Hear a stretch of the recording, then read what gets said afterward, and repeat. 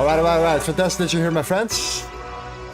Fantastic that you're here on a beautiful Friday. It's the last day of the week. The weekly closure coming along.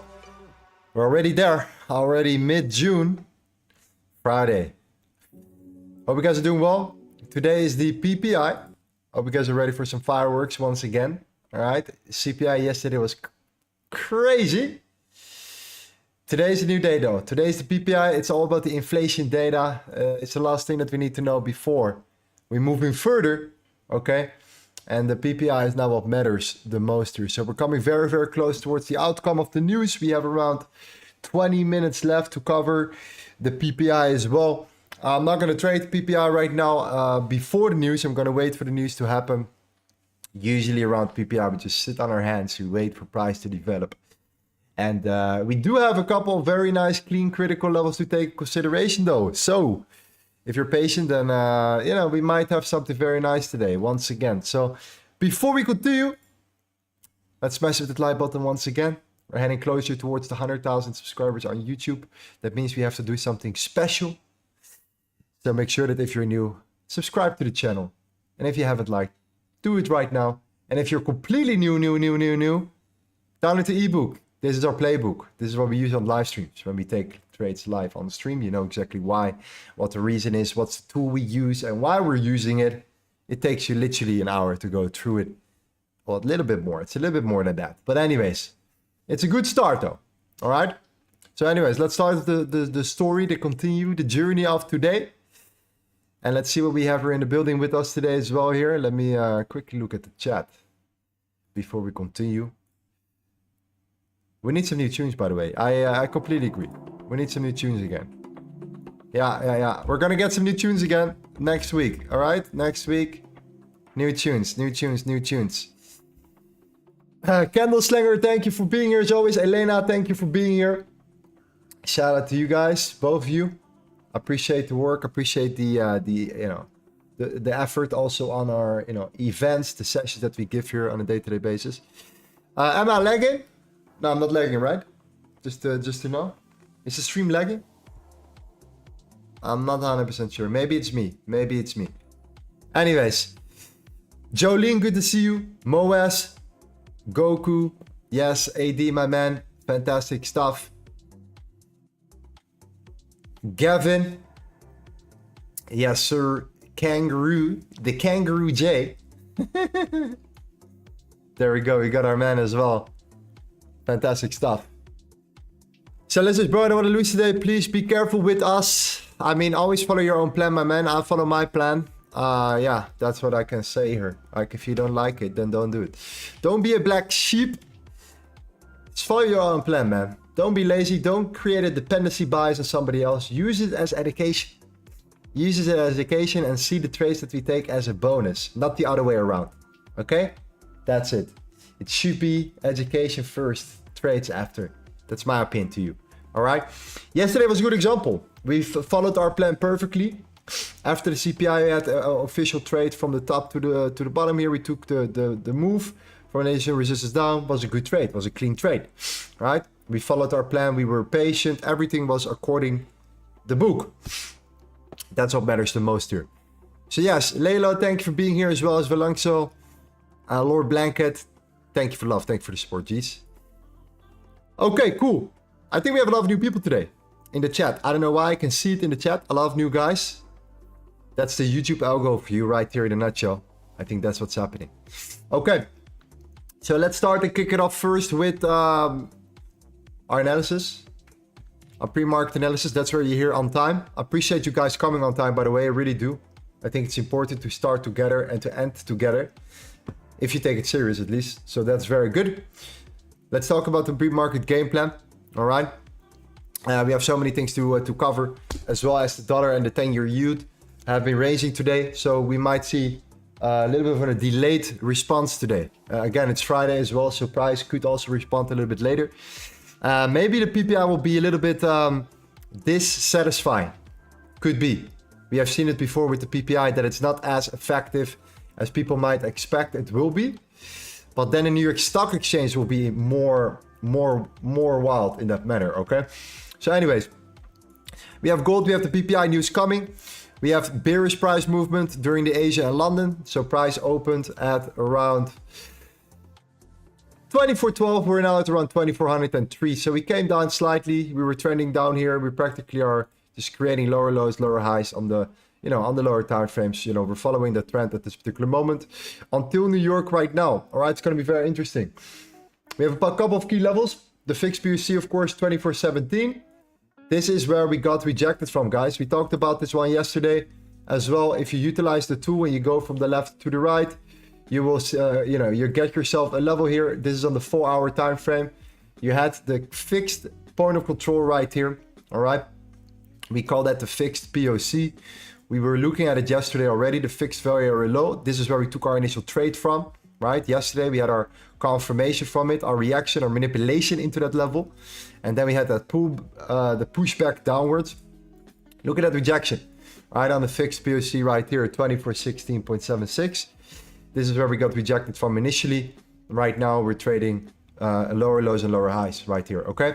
And that's a fixed POC. The Sunday open is at 23.98 or 81 at the Wanda and 23.91 at FXCM, all right? So the Sunday open is very important. This is the first day yesterday that we finally traded above the Sunday open. We were actually hovering below it all the way until Friday and yesterday. Of course, when the CPI came out, we smashed through these levels and we're now trading above the opening price of the week. So, you know, it could be nice if we pull back into it, but we're going to wait and see here how that particularly goes. Then we have the current weekly value area high. All right, I didn't put it there. I don't know why. Current weekly value area high. 2387, all right, that's this level right below here. If you utilize the whole week right now, so we have the Monday, the Tuesday, the Wednesday, and the Thursday, and you put them together, you get your key level at 2389. So if price does come down, you bet this is going to be one of the best opportunities to look for setups from, in my opinion. That would be the ideal case, that price dumps and then holds and then potentially pushes up or pushes down further. But at least, you know, you have that, you know, that key level there to work with, right? The Sunday open is usually an incredible level to work with, especially on a Friday, okay? Especially if you pull back into it. So that could be nice. So what happened? Summary. Our gold tapped into the weekly resistance and is currently pulling back. So if you go to the weekly time frame and you look at gold right now, you can see clearly that we came back all the way up to that weekly resistance right there, all right? This is where we got rejected from right now at this particular moment. So yes, the weekly candle came into it. It got rejected from it. If you look at the daily candle, you know, it's still holding up quite strong, to be honest. Still holding up quite well here. But this is also the Sunday open. So this previous open right here that you see, all right, this is the Sunday open here. So it could be nice for us to come back into it and shoot back up again, especially if you look at the daily candle right now. It doesn't have a really big top wick either. So that's kind of interesting. If you don't come down and potentially push, that would mean that we will practically on just a higher time frame. Very simple, you know, especially on the daily. You get rejected in the weekly resistance, you bounce up from daily support, and you just continue to drive up again. That could be nice, right? So again, you're going to face resistance there, you're going to face support there, and the support there is the Sunday open. It's that exact level that we just talked about. All right, so that's the weekly, and this is on the lower time frame. Currently, what's happening? All right, your key levels and all these things that we have to take in consideration.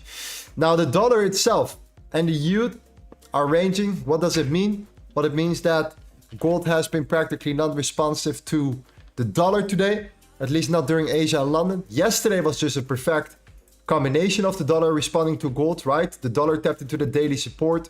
It came up, it gave us the confirmation that we needed, and then gold came down, and that's how we took our trade quickly. We got in and out, made our 70 pips, and then price returned back up again before coming down again, right? But in this case, dollar is ranging, right? Dollar is practically ranging at support, at resistance. Same for the yield. We're also ranging at this particular moment.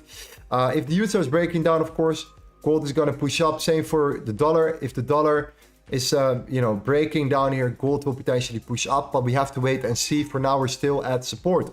So we have no idea what's going to happen here. All right. Eventually, later on today, we're going to see the outcome. We're going to see this moving. And if this moves and it reacts bullish, let's say, then gold will continue to drive down, at least, you know, temporarily. Right. I do think that's important to mention. as well. So therefore, the dollar and the yield are something that we pay very close attention to. And we're going to pay very close attention to it after the news especially, right? Usually before news, price can be a bit weird, a bit manipulated as well. You have no idea what's happening against the dollar, but the moment the news comes out, you know, you tend to see that the correlation restores itself. So that could be nice to take consideration. So the conclusion is that we will not wait the news, we rather wait for price to develop, waiting for the dollar to make a move. The dollar needs to make a move now.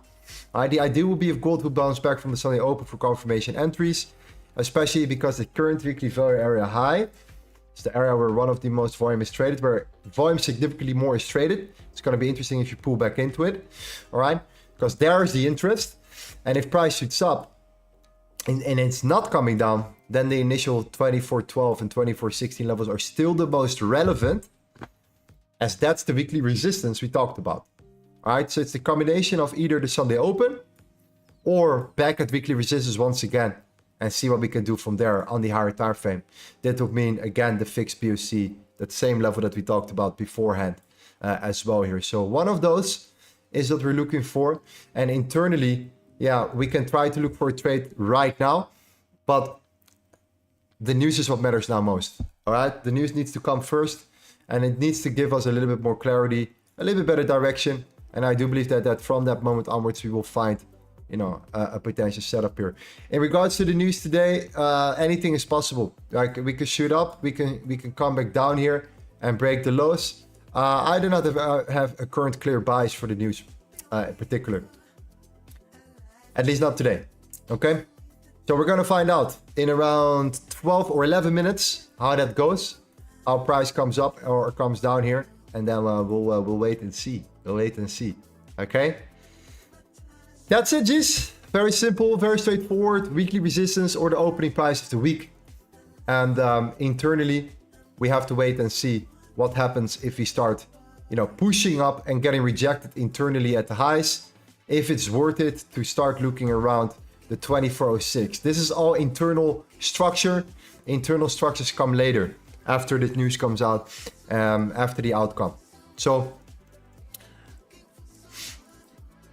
let's find out. All right, got my screenshots, got everything ready. This is what I do. I set the before and I make an after picture, and then every day I have exactly the start and the finish of the New York session, you know, measured, and I have it saved. All right, and I think when I look back on a Sunday, I kind of understand every day what happened, you know, more visibly, my thought process behind it, why I looked at the chart before, why I'm looking at this after, what the differences were, if I recognize things from the previous week or something that matter. And I'm trying to look for things that, you know, gain my interest. I always try to become a better trader by just saving these type of memories. And not just that, also kind of understanding my thought process behind it. So over time, this will compound. And the more I learn, the more I study this, the more I start, you know, coming back towards, hey, I recognize this before. I've seen this before. And the market does not repeat itself, but it definitely rhymes. And we know that it rhymes because it does it all the time. All right.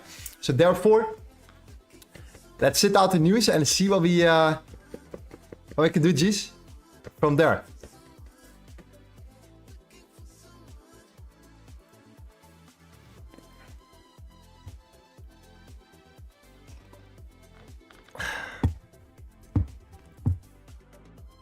Lorenzo, thank you for the amazing session during London. And no problem, my friend. No problem. Yeah, it was awesome, right? I enjoyed it too. This was a perfect example. Euro GBP. Perfect example of how we utilize the correlations in assets. This is kind of for the advanced guys here. All right. It's the understanding of the baskets and the correlations, and then executing based upon the strength, utilizing the momentum. Yeah, man, I hope you guys learned something from it. It was an awesome session for the guys that were here. And yeah, looking forward to do this session again. For the people that missed it today, we can do it one more time, no problem. We're going to do this a lot because what we're going to do in London, we're going to trade to London. I want to start trading London every day. That's my goal with you guys in Discord. And then obviously what we want to know is we want to make sure that you know, you understand exactly what we're doing here and why we have all these charts set in stone here. So, you know, when I, for example, pick something like this, I want to make sure that you guys understand why we're doing it, why we're using it, and, you know, why it is so effective when understanding this and utilizing this indeed. So yeah, awesome job, guys. Keep it up. Very proud of you. And man, that's how we trade currencies, like a G. Yeah. That's how we trade currencies, my friends.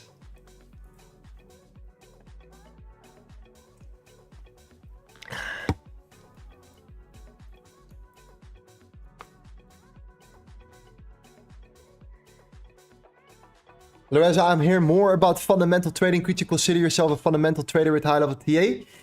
Well, I'm definitely aware of the fundamentals for sure. But the only time when I'm aware of fundamentals is when we are reaching critical higher time frame zones. So when we're in an internal range and internal structures, yeah, I'm not really that bothered because, you know, anything can happen in a consolidation period or in a massive distribution phase. Up and down and up and down and up and down. And like, should I then really be worried about the fundamentals? I don't think it makes that much sense. So when it gets to these critical levels on a higher time frame, yeah, I think it's important. I think it's important when, especially for gold, you want to understand when big reports come out, central bank data comes out, supply and demand data comes out. And I think that's going to be extremely beneficial to study it and to see how we can benefit and utilize it. Yeah. You can also look at, you know, what smart money is doing, but it doesn't mean that you can only look for longs if smart money is long. You know what I mean? Because that's what people think. They think, oh, smart money is long, so I only should be looking for longs. Well, maybe, but if you're a scalper or a day trader like we do every day, we come, you know, to the charts every day on the 15-minute time frame. You know, then I don't see the need to always be aware of smart money in that matter, even though, okay, we, you know, yeah. Anyways, okay, please explain the Euro GBP trade in London session in detail, like the whole thought process analysis. Yeah, man, it's a long story, bro. It has to do with a lot of different layers, but we can go over it later on. I think so. We can do it. We can do it because, yeah, it's not just the Euro GBP chart. We're looking at a couple other charts as well to confirm one setup on one pair.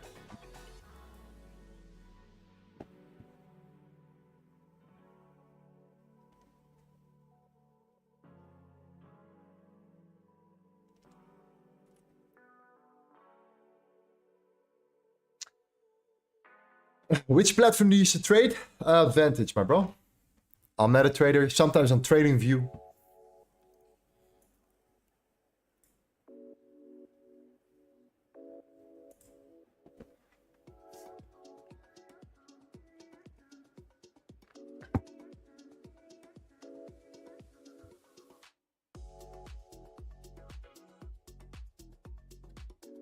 Where do you make most of your money? I would say currencies. If I could choose, I would say currencies. Personal preference, I think, but it's also seasonal. It's seasonal, so it depends on the market. Yeah. What about you guys? Currencies, indices, commodities.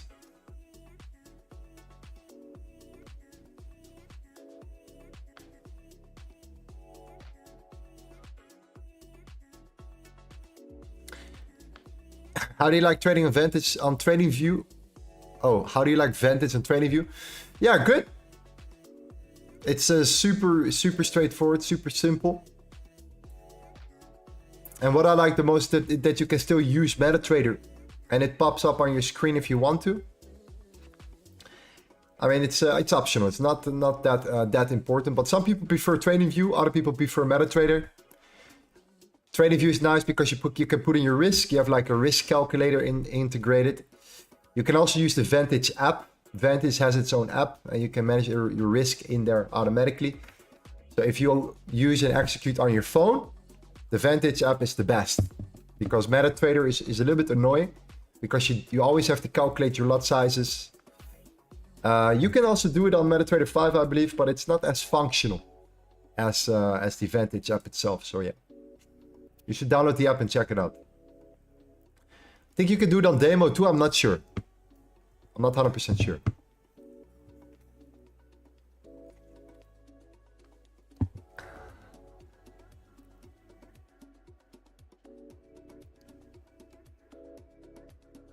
Job says mostly indices.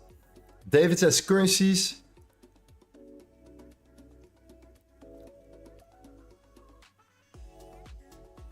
When do you trade currencies? I trade gold here. Yeah, the gold is for the YouTube.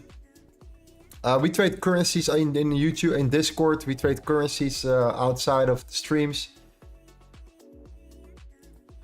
It's just too confusing for people. Like if I would go to the Euro GBP now and then in 10 minutes I would hop to the Euro in the NZD and I would use 5 different charts to confirm a bias and a direction. You know, that's kind of what we use. It's pretty advanced stuff. For currency trading, it's pretty advanced. It's gonna get too confusing, man. It's gonna get confusing. So yeah, one pair or one instrument, I could better say. Gold, maybe the dollar index, you know, maybe the yield, but you know, it's makes it easier for people.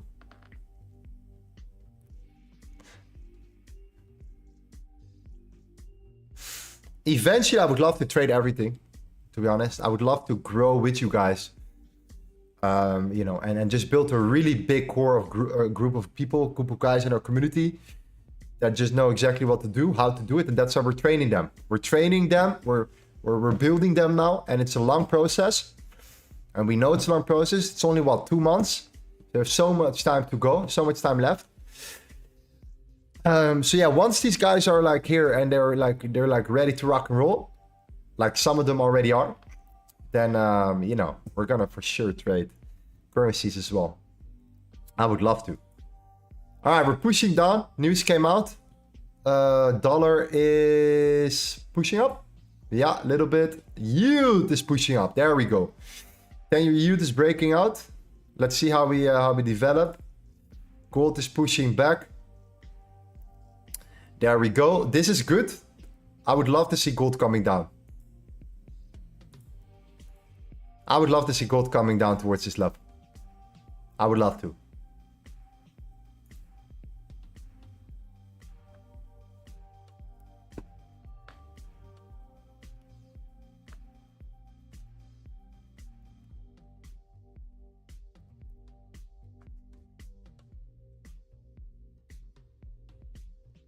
Jalan says I'm down with down LTA.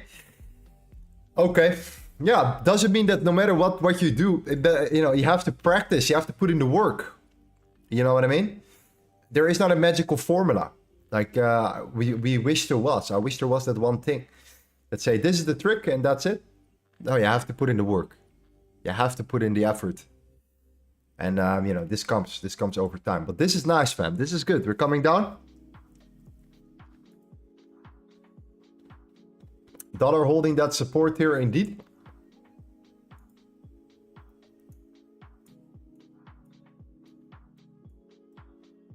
Very nice.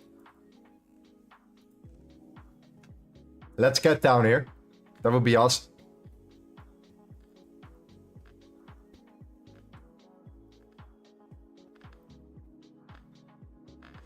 For the news, could you kindly explain what the meaning is of the fixed POC, SO, and current weekly very high?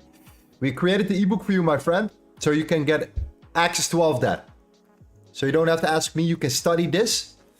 Some guys studied this, put in the work, start backtesting it, were shocked, and started trading it. Okay?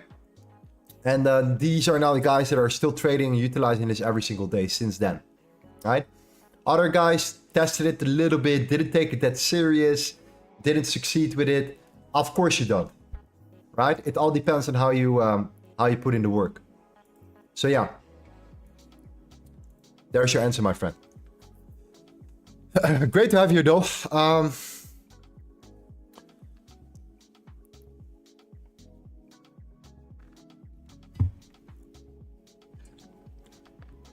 How much time does it take to become a good trader like you? Bro, how much time do you think it will take you? You don't know. Alright, same for me. I can say it took me 7 years to be where I am right now. Can I still improve? Absolutely. For you, right, it might take you 3 years. It might take you 2 years. Maybe you're just a little bit smarter than I am, right? Maybe it take you 10 years. Maybe I'm just a little bit smarter than you. It's like, that's what it is. I don't know. It's hard to say. Some guys are just built and are extremely logical, analytical, and they just get it. They just get it. But what they don't have is the experience. And the experience matters a lot. The experience in the market matters a lot. So you need time and effort. You need to put your time and effort into the markets. You need to, lose money to make money. You need to, fall to stand up again, to continue the process. You need to go through it. So yeah, it takes time regardless how smart you are. But some guys are fast learners. That's what it is. That's what it is.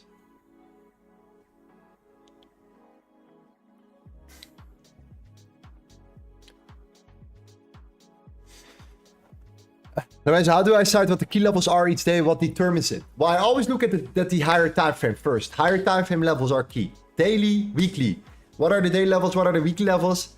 These are the things I'm looking for. Okay, if you are close to a weekly high or weekly resistance, I'm gonna pay attention to that. Regardless of your strategy, weekly highs and lows are always important. Agreed? Daily, same thing. I want to be aware of it. It's important stuff. From there on, I usually start zooming in. I use my indicator. I developed for myself, right? Also for you, you can find it in our Discord. It's free. And then I start to see, okay, what happened the previous day? Where are we now? Are we trading above the opening price of the week? Are we trading below the opening price of the week? Why are we trading above the opening price of the week? Why are we trading below it? Why did we trade it below before? Why are we trading above it now?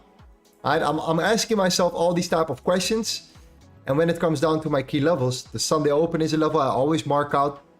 The previous Sunday open from the previous week is a level I always mark out. The daily levels and weekly levels like we talked about. And then the previous day. What happened the previous day if we're trading in the previous daily range? Because this is the low and this is the high of the previous day. We're now in the middle. Why are we trading there? What are the levels from yesterday? How do we do that? We can use the tool, the Warren profile as well to take that in consideration. You could see that there was a very nice clean trade from that level when we started to reject from it. All right, so price started to break it. This is what we call the previous daily POC right here. We tapped into it and we had an entry model 1 here. And that's your entry model 1 setup right there, right? If you guys can see the entry model 1, type in a yes. That was your entry model 1, all right? You create lower lows, lower highs internally. You were following the process. There was not that much volume. So not too much, crazy stuff happening here. But can you see the entry model? Right here. That's on page 50 of your ebook. That's why we have created it. All right. You'll find it right there based upon what you're seeing. All right. So that was your EM1 during London. All right. Right here is your entry. Your stop is there. Your target is the Sunday open. Done. Okay. That's a gold trade right there. That's an example. That's how you utilize a key level. And that's why we mark out these levels. Now we want to see price coming back. Taking its time here to come back down. Potentially, into the 23.91 or on a one to the 23.89. All right. Something like that. We're gonna see how price goes here. All right. But yeah. That was a clean trade, for example. It's on the ebook though.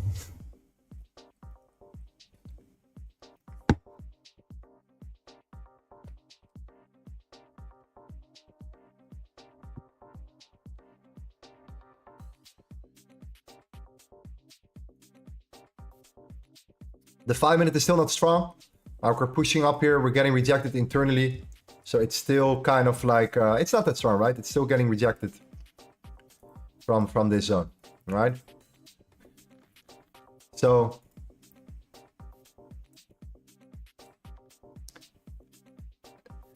could be that we come down here a little bit further.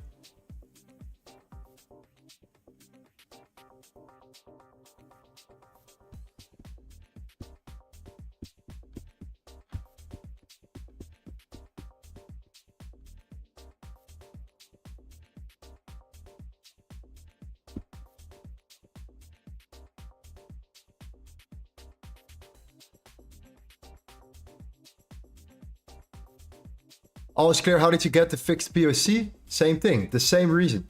All right, you have the previous range. This is your swing high, this is your weekly high. You utilize the same level. I think it's on page 29. No, it's further.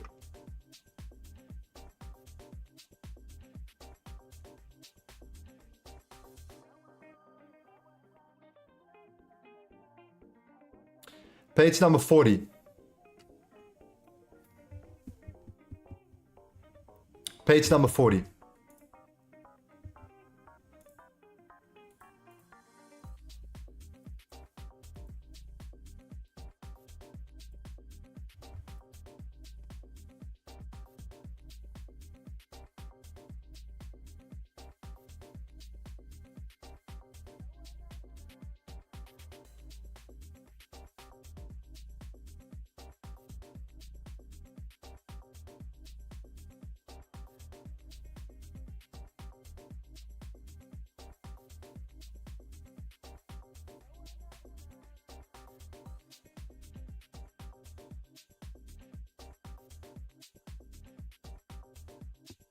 All right, pushing down. Let's see if we can get it to the Sunday open here.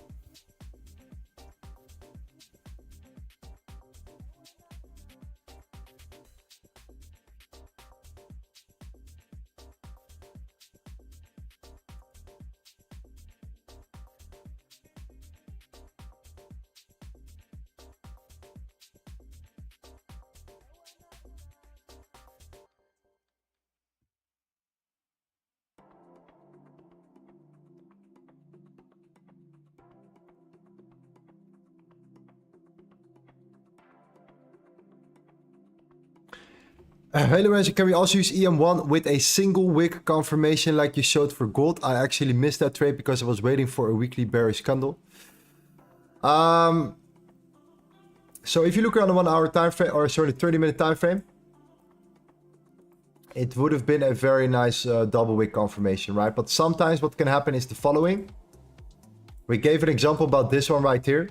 Not sure if you guys can see it, but this is different, right? You see that the second candle doesn't really tap into the first one, into the thing. You close below it, the second candle closes into it, and then the third candle doesn't. That's also fine. It depends on the broker. It's never perfect. It's never gonna be perfect. We're gonna miss out on too many trades when it is, and usually it does not really matter. So yeah, it's kind of that confirmation there as well.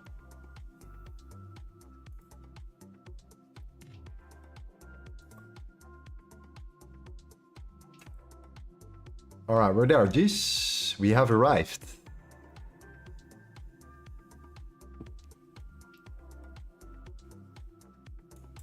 We have arrived.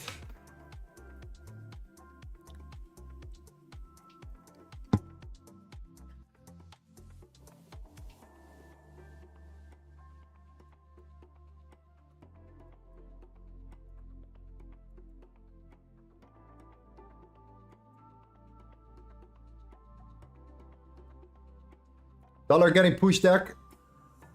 Yield, I'm not that impressed.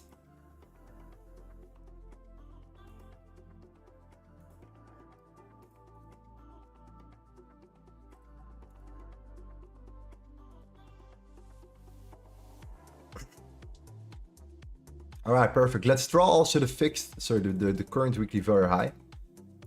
Right there. So from the week before, or sorry, the current week. So that's right here. Perfect. Then let's draw a zone. Perfect. We tapped into that zone.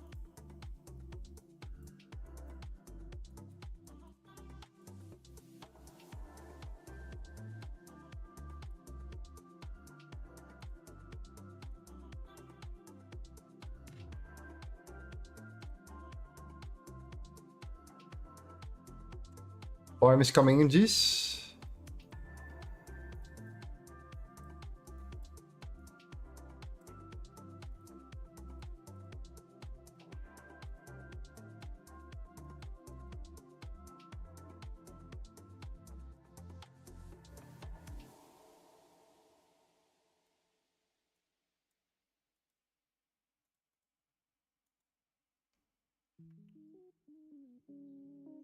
News is behind us. All right. 0.2%. Okay.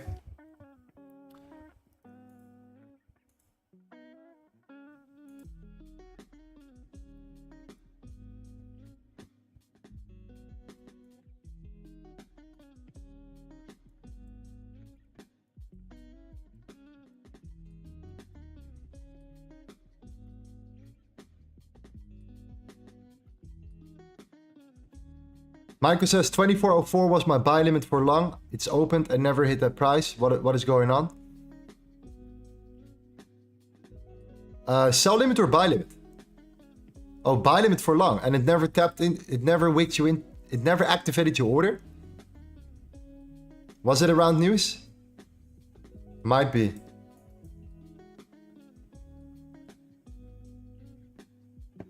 Might be.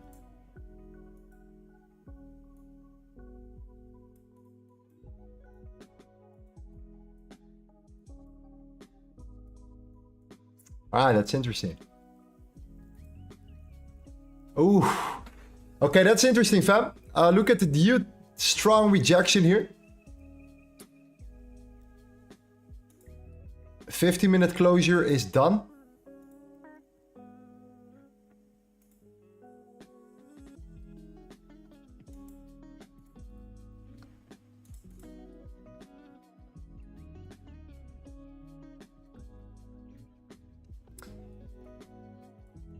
Next 50-minute candle has opened.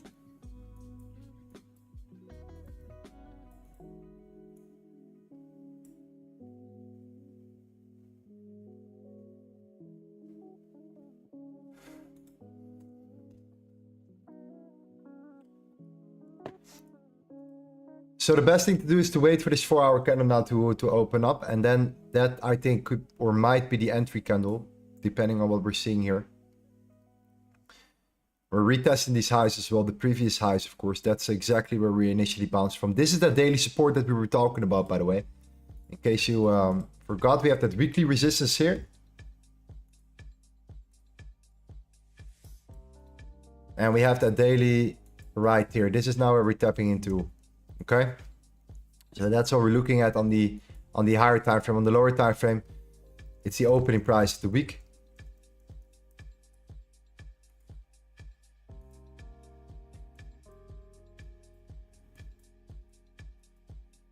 We're looking for clean entry models.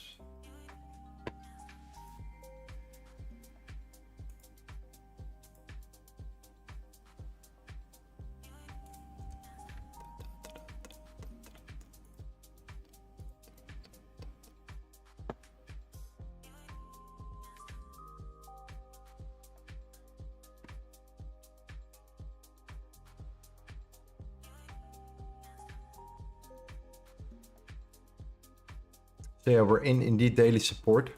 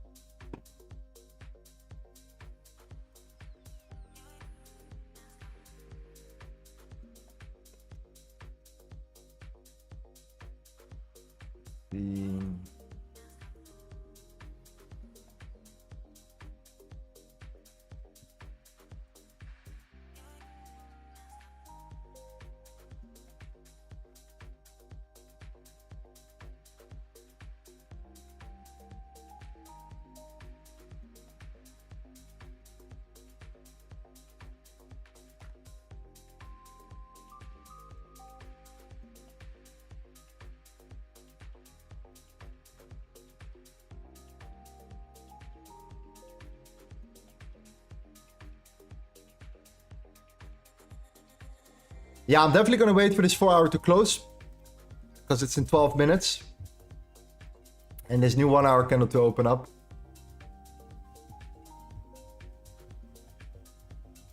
Don't want to take along in this 1-hour candle now.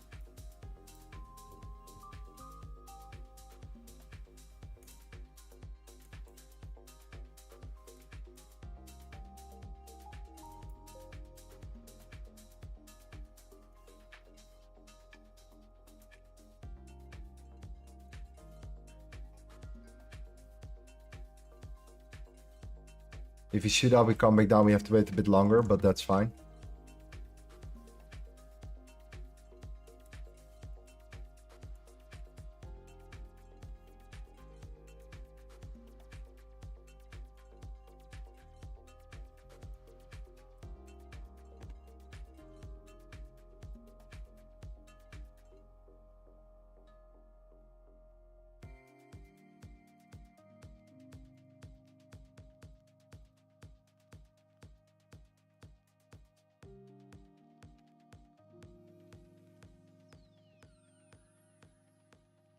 For sure, we're gonna find support there. I would be very, very surprised if we would break this easily. It's gonna be hard to break this level or break this zone. Let's put it this way.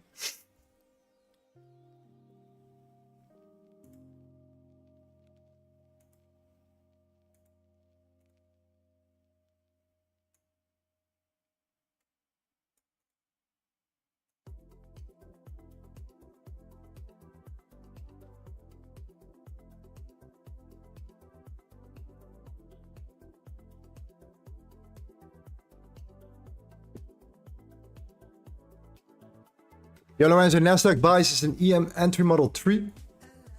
Yeah, I will always recommend to be patient with the New York Stock Exchange to open up. But I can look at it. Yeah, it's looking nice. It never broke the lows here. Yeah, even on the lower time frame, it swiped the lows here. It's looking good. It's looking good.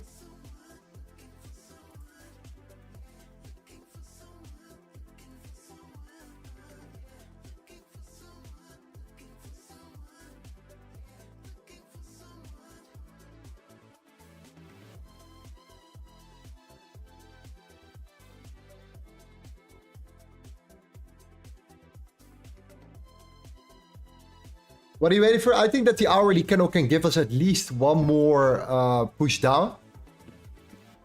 Because the 4-hour candle closes up. And if I would take a trade, I want to be in the trade. And let's say it's like I aim for a reversal. Or I aim for like a pushback. Then what I would love to see is the 4-hour close and then enter in the wick of the 4-hour. Of the new 4-hour candle.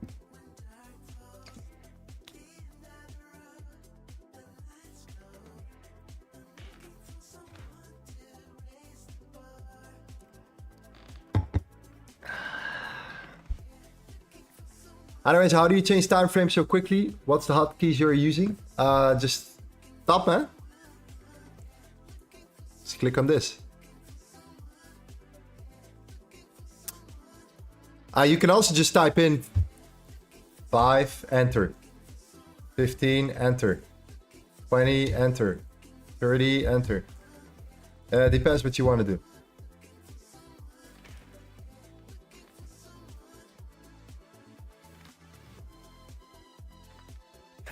Tiago says too late to buy, it won't come back. It is what it is, if that's the case.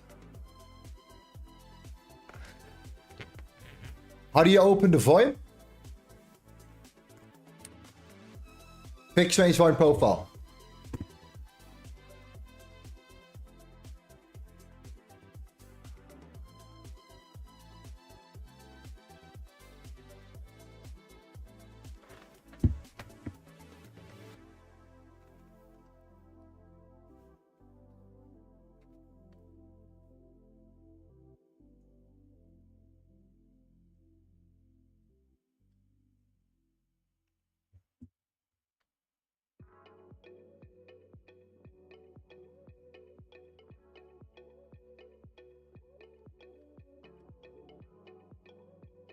Make a YouTube short about how to calculate POC by volume profile, bro. Yeah, we have done it already, I think. We should have done this already. We will do plenty of more. But it's a pretty common tool overall. The tool itself is kind of important.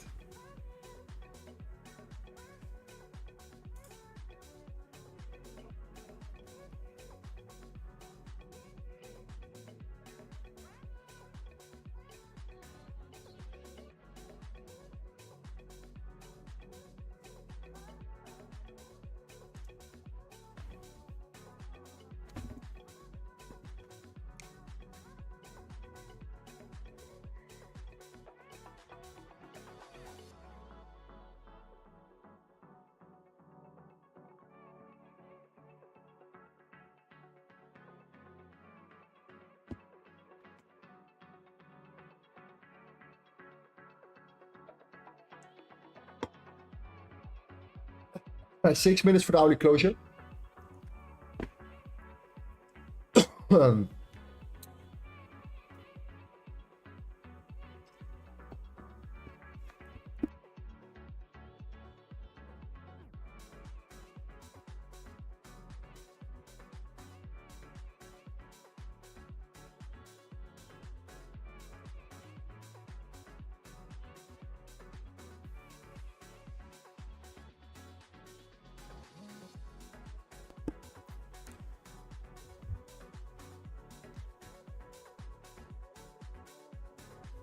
So when are you going to trade? I'm going to trade if the 1 hour closes and the next bottom wick is set.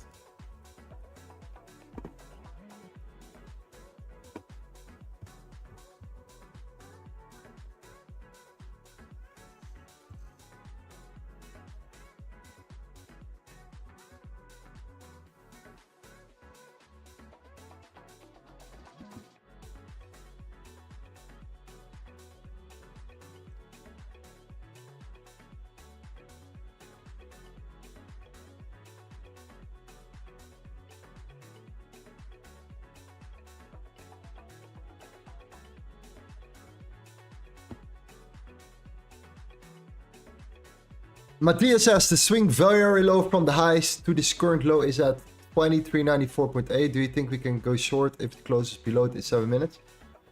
What I think now is that I'm only looking for buys for now. All right, we're reaching the daily support. We're tapping into the daily support for now. So I'm kind of waiting for price to close. This is kind of what I'm seeing. All right, you have this zone. You have this opening price. This is your daily support. This is the Sunday open.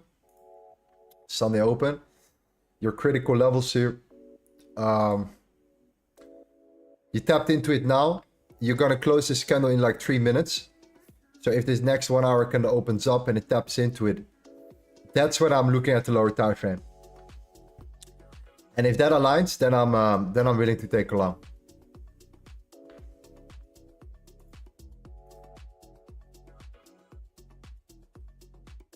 So it might be that on the lower time frame, what you're going to see is this. Price coming down. One more time. Maybe tapping into this zone. Who knows? We'll see. Then looking for that kind of the W confirmation on the lower time frame. That's kind of what you're seeing. If it goes, it goes. Then it's not my trade. Not the trade I'm willing to take, at least. Because I usually wait for the 1 hour closure, especially the 4 hour. On a 1 hour, the 4 hour closure is means a lot to me. This 4 hour candle.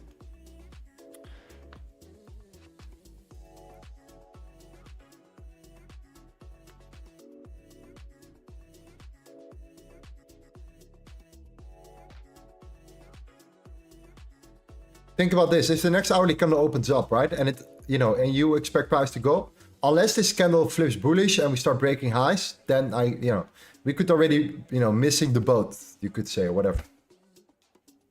If you flip this candle bullish and you start breaking the highs. If you close like this, and the next candle opens up, then the next candle might open up without, a bottom wick. If that's the case, then at some point it has to come down as well. So, for now, just observing this 1 hour candle.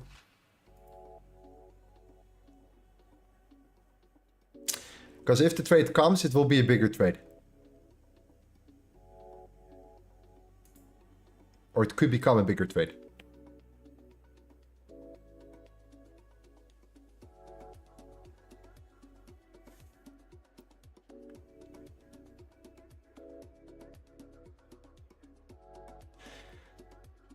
If you had to choose only one indicator to use for the rest of your trading career, which one it will be? So, sir, if you had to choose only one indicator to choose for the rest of your trading career, which one it will be? Well, guess which one it's gonna be, my G. Ding, ding, ding, ding, ding, ding. That would be the volume profile. The volume profile, measuring the volume, picking my key levels for me. working with my key levels from that, trying to establish my entry models from these type of key levels. If everything else aligns, and then taking a very nice trade from that too. Why? Because it just measures the amount of contracts executed, the amount of tickers up and down at specific price levels. And the higher the tickers, the higher the nodes, the more volume, the more information, the more accuracy. So the fixed range volume profile.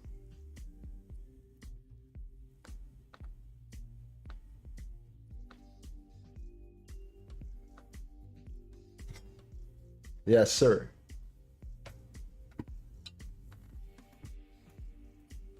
Okay, this is what I mean. So this hourly candle right here has now closed. And this one has no bottom wick. So the idea is that we pull back and we set in that wick.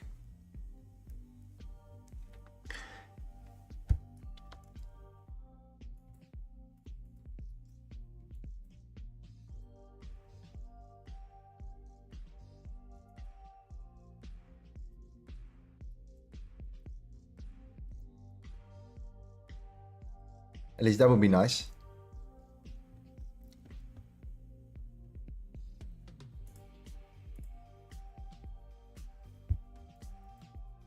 So I think we're going to look at entry model 2, fam. Entry model 2 setups.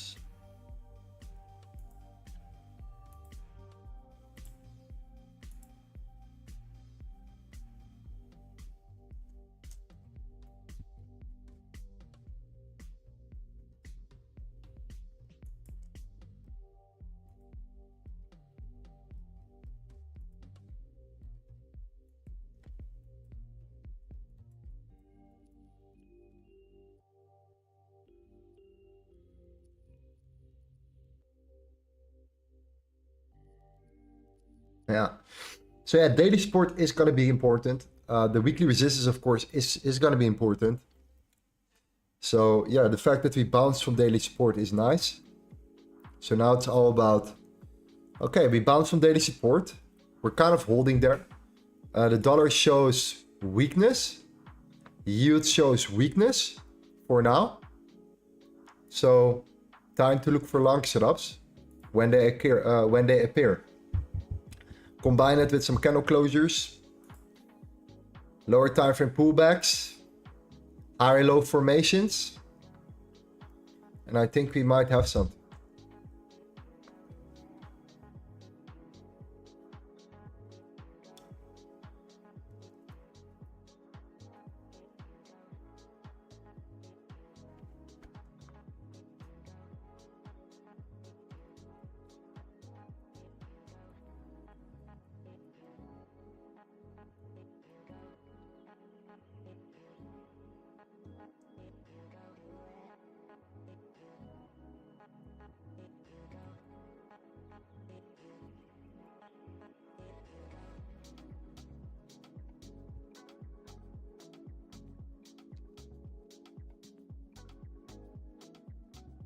If you want to scalp it, yeah, then that's a good entry.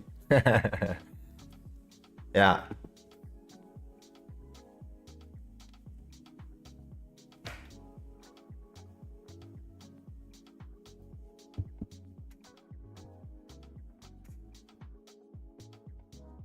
But yeah, man.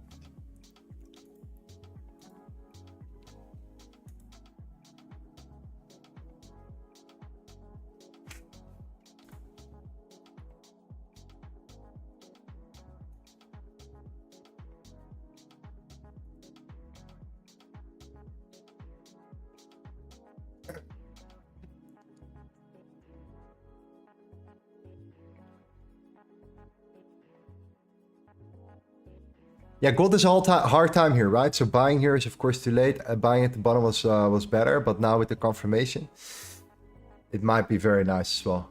Let's see.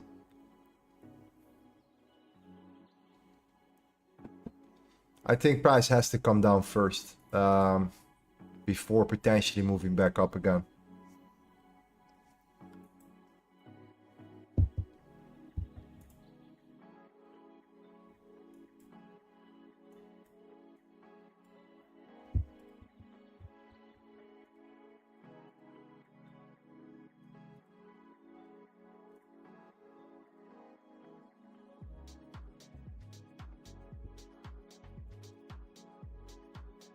Okay.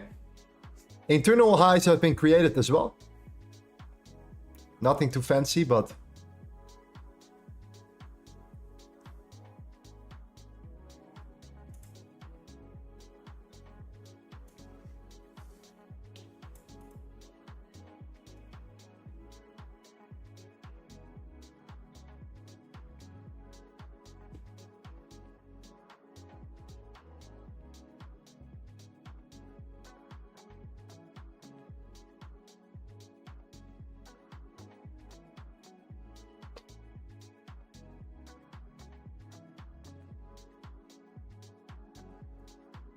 Yeah.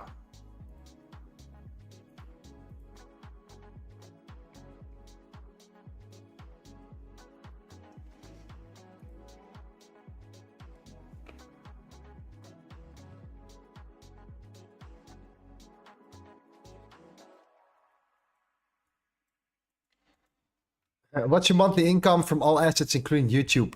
What do you care?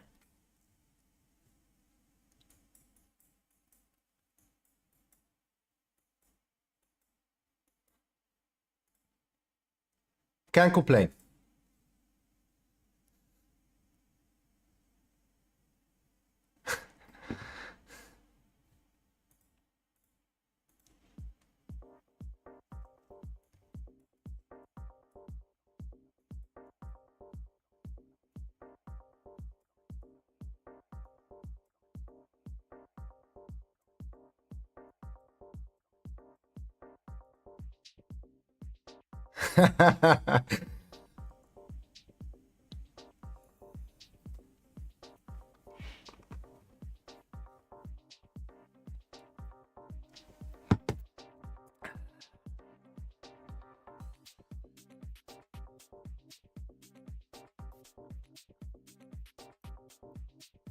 How is overtraded.com as a name for a trading website? Does it exist?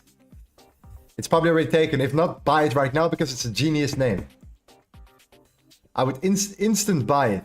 Instantly. Yeah, absolutely.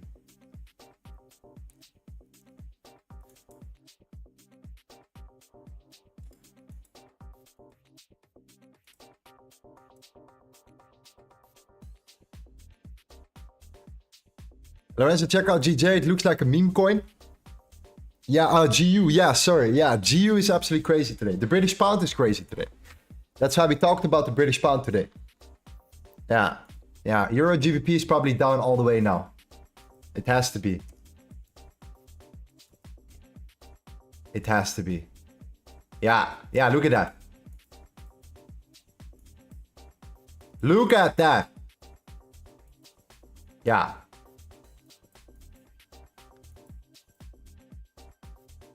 Yeah, GBP, man. GBP strong, Euro, moi. Not that good. Overall trend bearish. Right, of course. Looking to take out the lows. Lows have been taken out now. And after the lows were taken out, it kept going. It retested it for a second, but it got rejected close below, and it keeps going right now. So the British pound is on fire. The British pound is absolutely on fire. Yeah. Yeah, great example from our London session, yeah. From at least as an example trade, just an example of why this would make sense. And how we went deep. We went deep today. We went really deep today.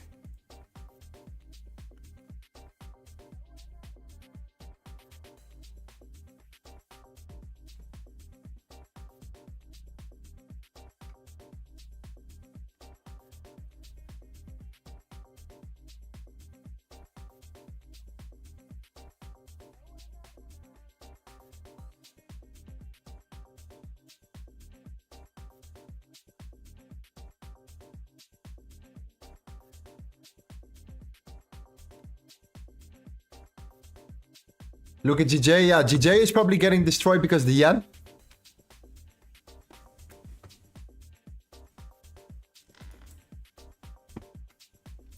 Yeah, we have to be a bit cautious with the yen now because, you know, we talked about it yesterday.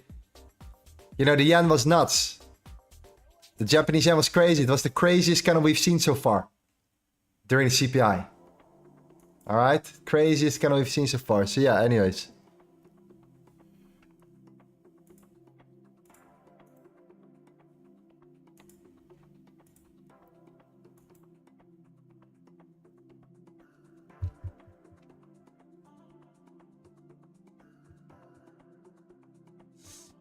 Did you miss the trade? It was not a trade. Price is moving up, yeah. I didn't miss a trade, but price is moving up indeed. If I would miss a trade, I would miss something according to my strategy, like an entry model, something I'm looking for.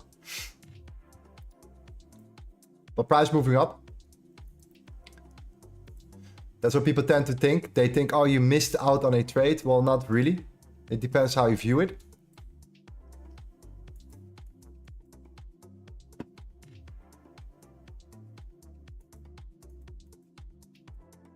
Because if that's the case, you miss out on 50 different trades a day. If that's the mindset.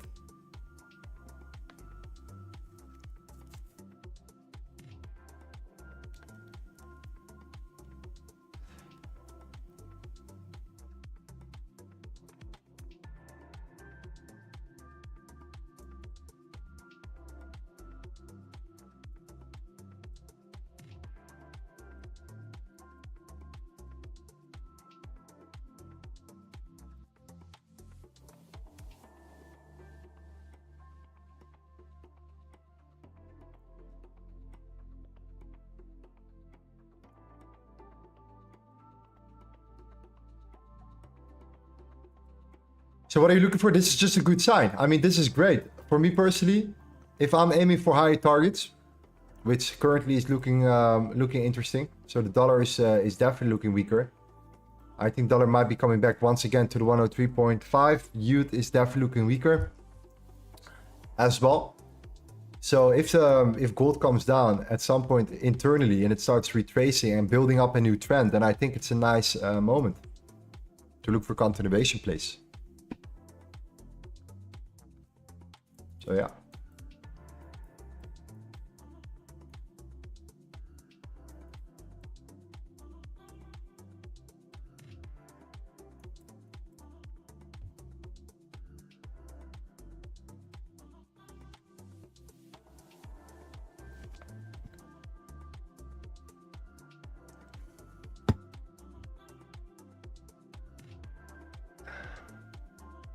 You know, but the thing is, people say always, yeah, bro, you're missing out on a trade, or price does this, or price does that. You know, and then, yeah, it's great. It's easy to say when price is moving up and say, you see, you're too late, you didn't take it, blah, blah, blah. But then the other 80% of the time when price turns around and it comes down, they don't say anything, right? They turn quiet. So that's why I can't take these things serious. Because that's usually what tends to happen a lot.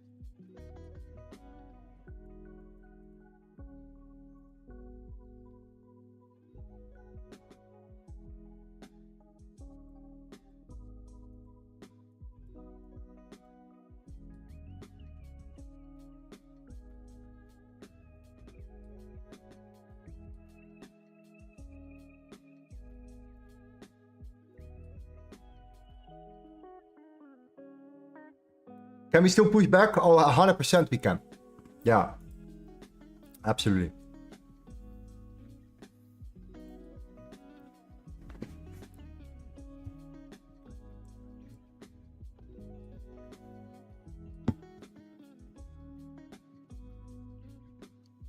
Yeah, absolutely. Absolutely. And we're not chasing anything either. Price comes or it doesn't come. Like, we made our money. We made our money today. We're looking at bonus material. We're not chasing anything. We're not FOMOing in. It destroys me. It destroys my account. My thought process as well.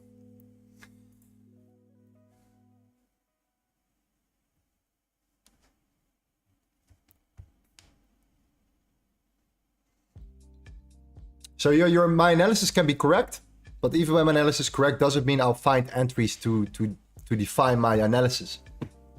Okay? That's just the way. But it could still come. So I'm always aiming to come up higher. So not just back. If this is the daily bounce and the 4-hour closure and we bounce from this zone, then I'm looking at higher continuation plays. And, I don't expect price to just move up in one singular direction. The only thing that we can do is wait a little bit further on the lower time frame, see it evolve, and see how we can react to that.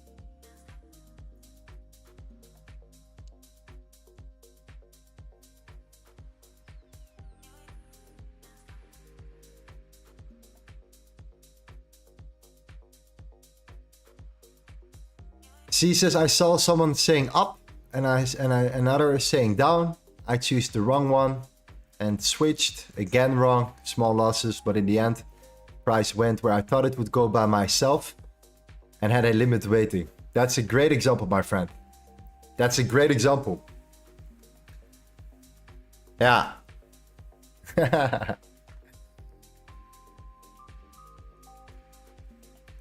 Yeah.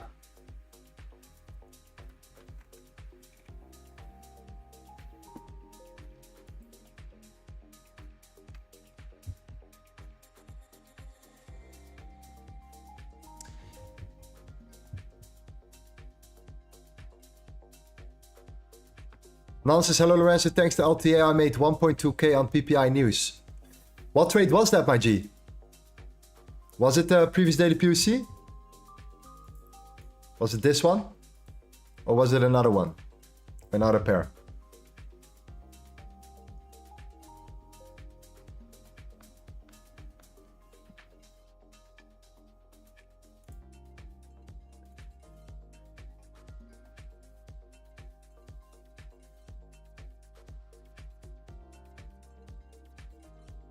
What are you looking for? 2397? 2397.9. If price pulls back there, we might set in a higher low. That would be nice internally. On the 1 hour, we still have a hard time here.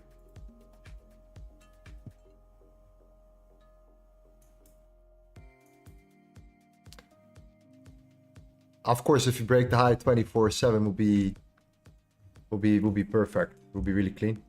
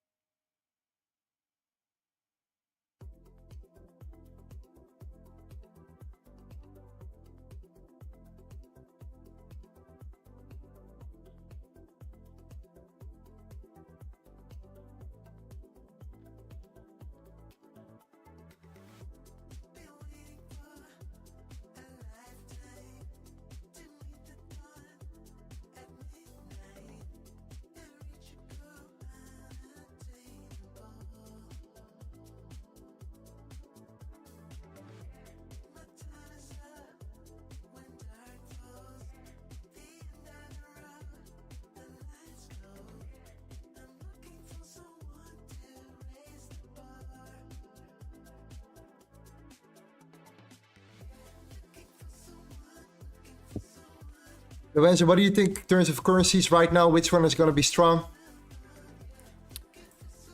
All right, check out the New Zealand dollar.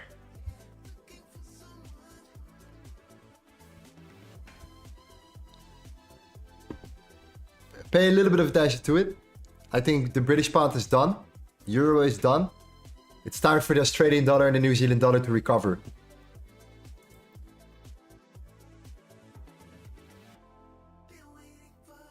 So check out the Australian dollar, for example. Australian dollar, Euro Australian dollar should be down. Or New Zealand dollar, GBP New Zealand dollar. New Zealand dollar GBP, I don't know. GBP New Zealand dollar? Yeah.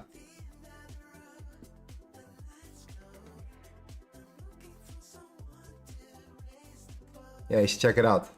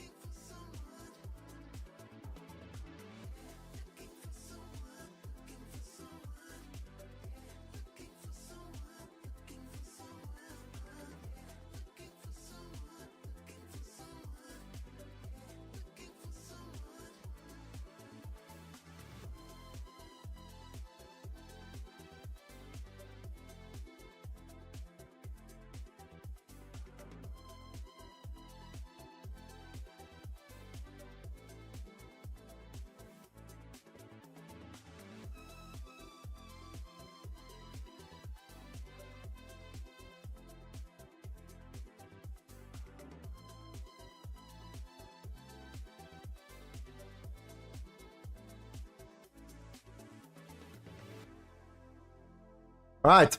Yeah, we might make a pullback.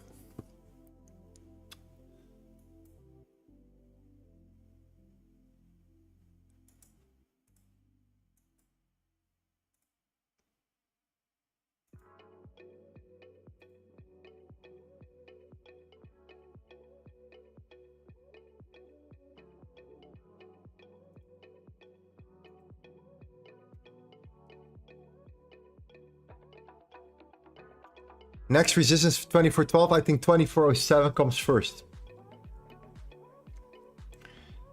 And then 2412 and then 2417.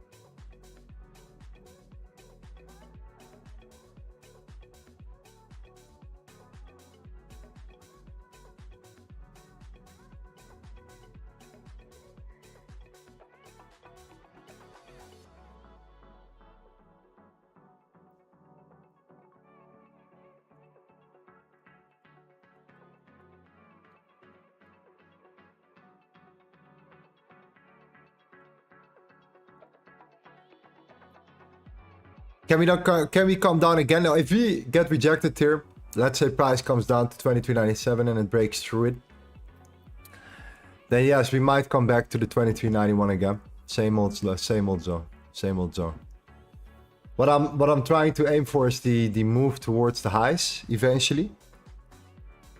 So my goal is to get back towards the highs, at least the 2407, but preferably, you know, the 2416 again, the weekly resistance again, practically. From this initial daily level, pulling back to the the opening price of the week first, which we kind of did. So that's what I'm waiting for. I'm waiting for price to pull back and see if I can find a clean entry to the upside.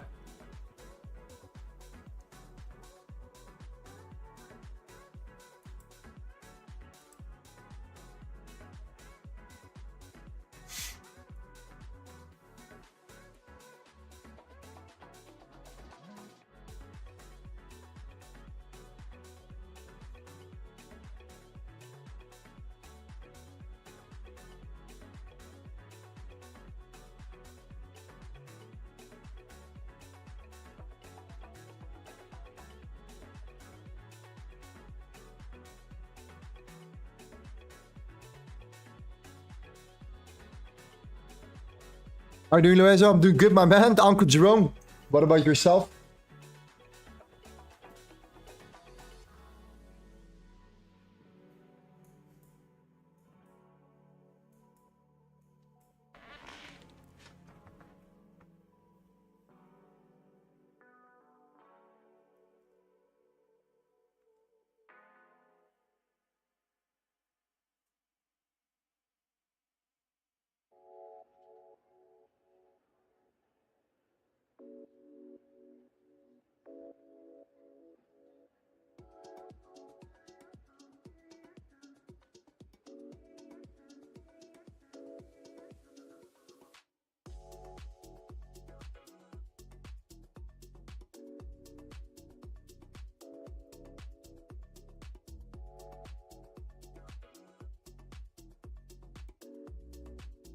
Yeah, that's what I mean.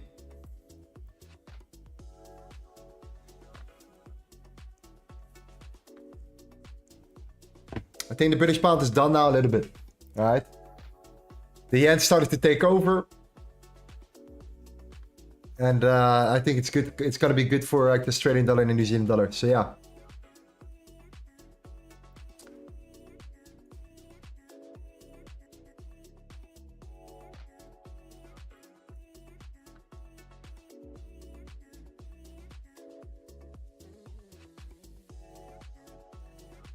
Lorenzo, I still have difficulties in paying for the mentorship. Kindly guide. So we're close, my friend. We're still close. We have been closed for your 6 weeks now.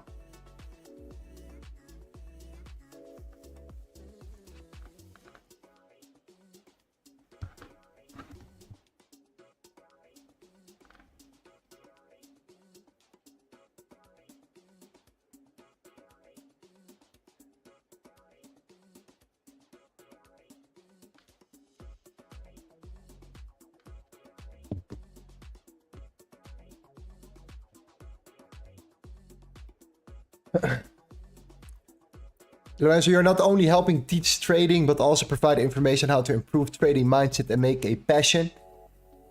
Thank you, man. Trading is a passion. We love it. We love it. It's a lifestyle, right? It's where a lot of guys find and make new friends and enemies. And enemies. A lot of enemies in this scene, but also some friends here and there. Dirty industry, budgies. But I hope you can shine some light. Right? The good comes with the bad comes with the good. The good always takes over. All right?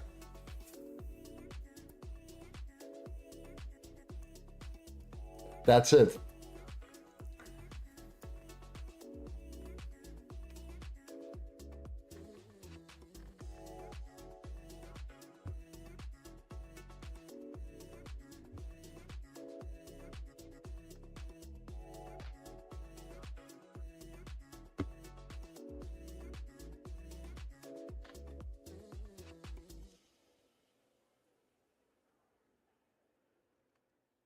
Yeah.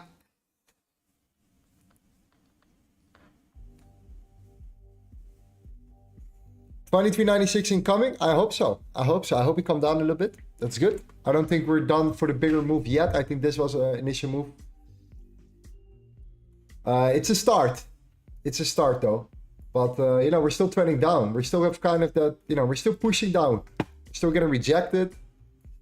We're still pushing down here. We still have the zone. All right, so I think that we need a little bit more patience for the move.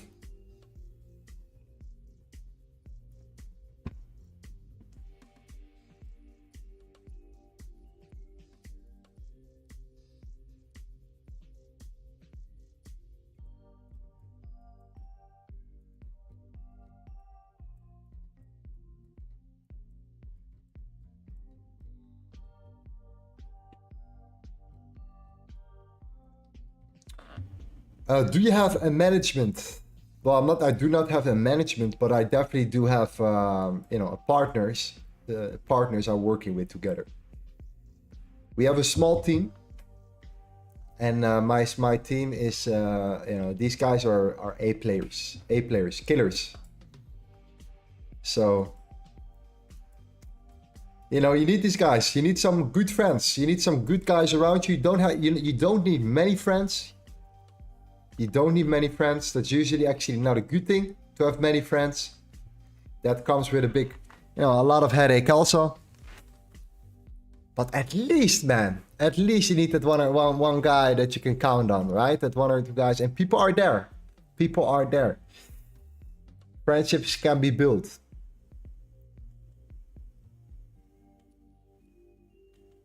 All right. And listen, if you feel that you don't have it, then you have a community to build on, right? You have a beautiful community to work with. So there's always a plan B. There's always a plan B.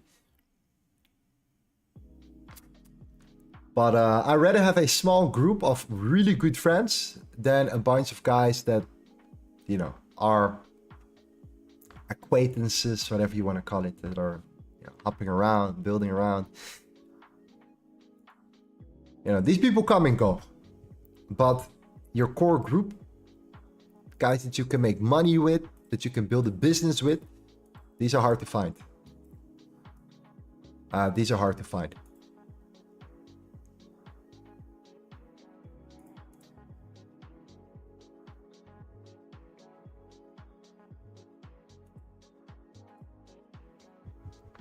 Training usually is indeed very lonely.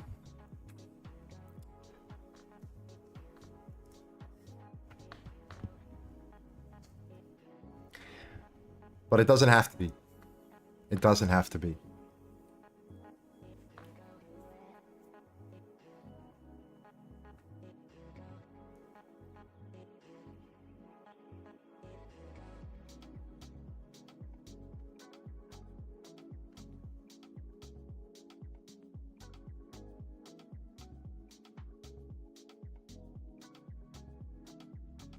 Yeah. That's why you have communities. It's just hard to find a good community that fits your style. And, you know, you can kind of see it in any community. Everything happens, right? Even in our community, we had guys meeting. Like, I think that one guy got a girlfriend from the community by going into the community, and then, you know, but, you know, just don't be creepy, man. Don't come into our group and be a simp, man. Just, you know, take it easy. All right, we come here to trade. But that shit happens. I mean, it happens. It has happened. It has happened in the past. I mean, you know.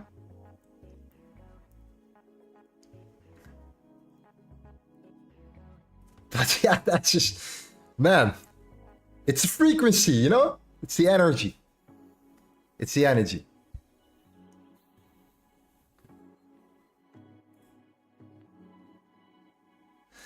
Anyways. Imagine what will happen if we start building events and shit. That's when, then, you know, the real journey starts. This all here, guys. Lorenzo on his screen, behind his computer, live streaming. This is child's play. Child's play. This is like, you know, this is like a little warm up. This is still the warm up phase. This is stage 1. This is the you know, worming myself in this industry. That's all it is. That's all it is.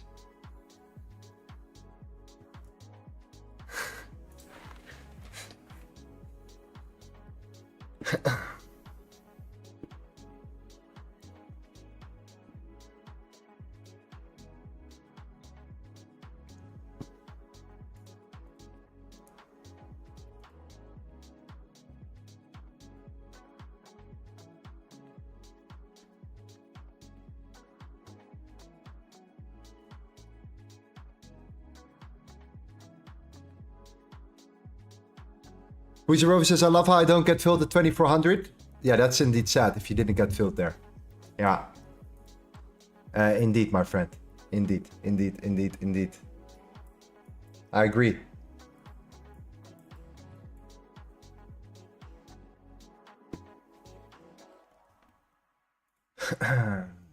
Lorenzo, in your first stream you were playing chess. Holy shit. That's been a while. It's been a long time ago, but yeah. How do you know? You were there? You were there or what?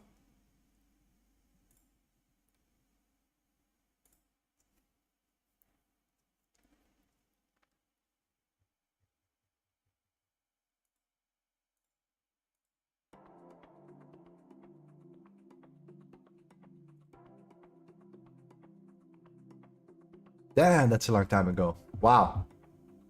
Okay.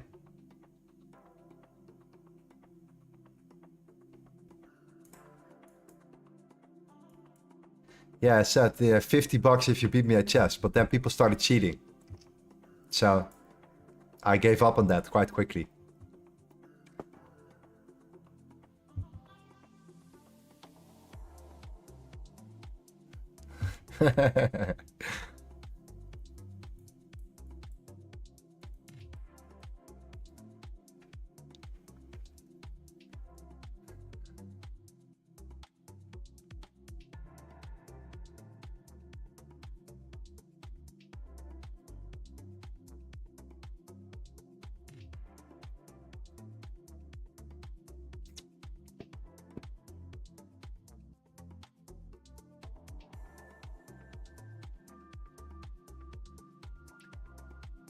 How much is your account, bro? I usually keep between $100,000 and $200,000 on brokers, and then the rest I invest. You don't need more than that. I don't think, to be honest, I don't even feel comfortable with keeping that much money on brokers and stuff. So sitting there, rather buy something else with it, like Bitcoin or crypto, because it's coming. You know it, I know it, we all know it. It's coming at some point, so you better become profitable now so you can make a run. All right, you can be that guy.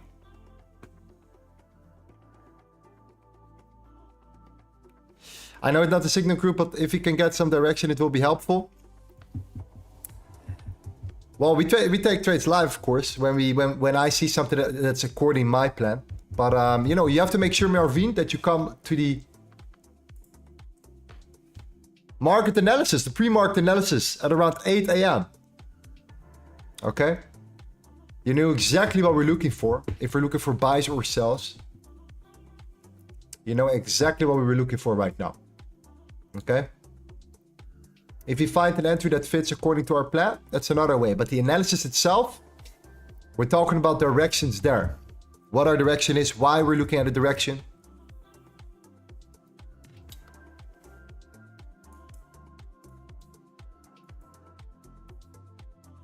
That's how we do it. We come back together, we start here fresh. And then if you say, listen, I'm not, you know, I like to take aggressive trades regardless. That's just my way of trading. Or I have a completely different entry execution than you are. Fantastic. But at least you understand my analysis, my direction. I think that's worth a lot as well.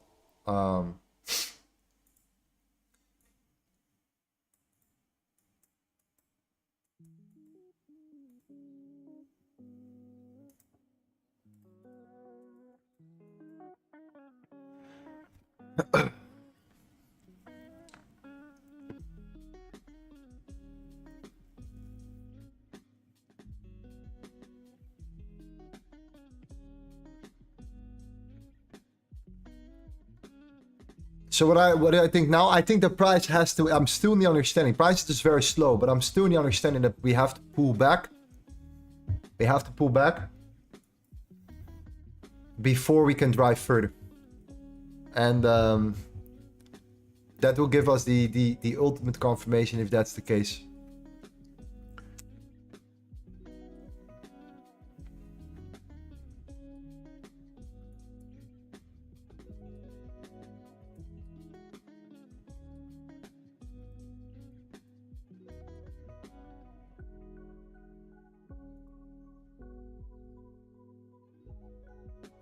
Okay, show me what the reason is for your buy area.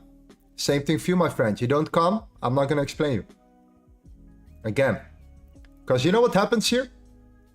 I explained something once. Somebody comes in. Hey man, I arrived late.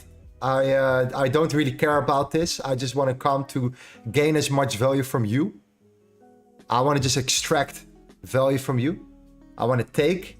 As I come to you random, I don't really care what time. I just come random and I'm going to ask the question. I demand that you come and answer me.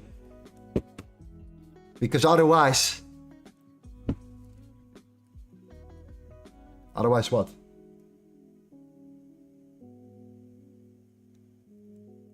Otherwise what?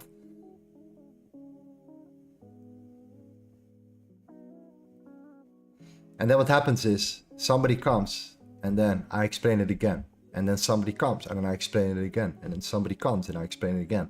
And before you know it, I've explained it 20 times. You know what I mean? So no offense, bro, I love you. But you get the point. You get the point, G. All right, we're pulling back. We're pulling back.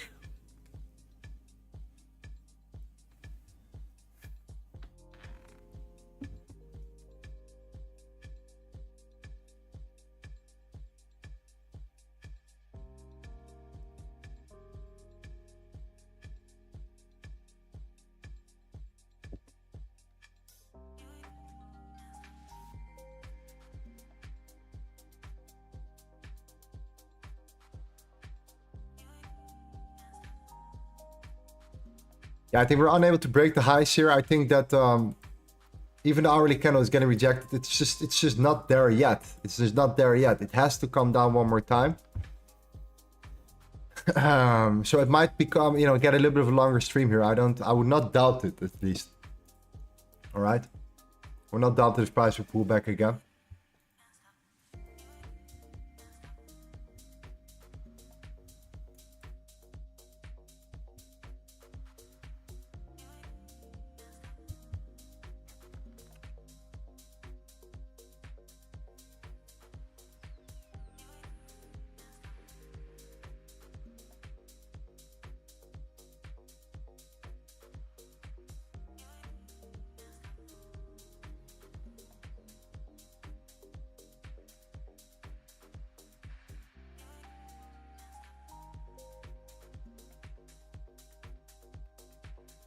Yeah, so my goal is really to help you out in the future, especially on a broader scale. Not just gold, but also currencies. I think we can make a lot of money in currencies if you understand how to apply it, how to do it the right way. I really believe that you guys can make bank in currencies. And not just in gold. Everyone is obsessed with gold, but I believe truly, with a little bit of guidance, that you can make bank in currencies. Absolutely. And it's definitely not as hard as you might think it is. It's actually easier than gold is. Believe it or not. It's easier than gold.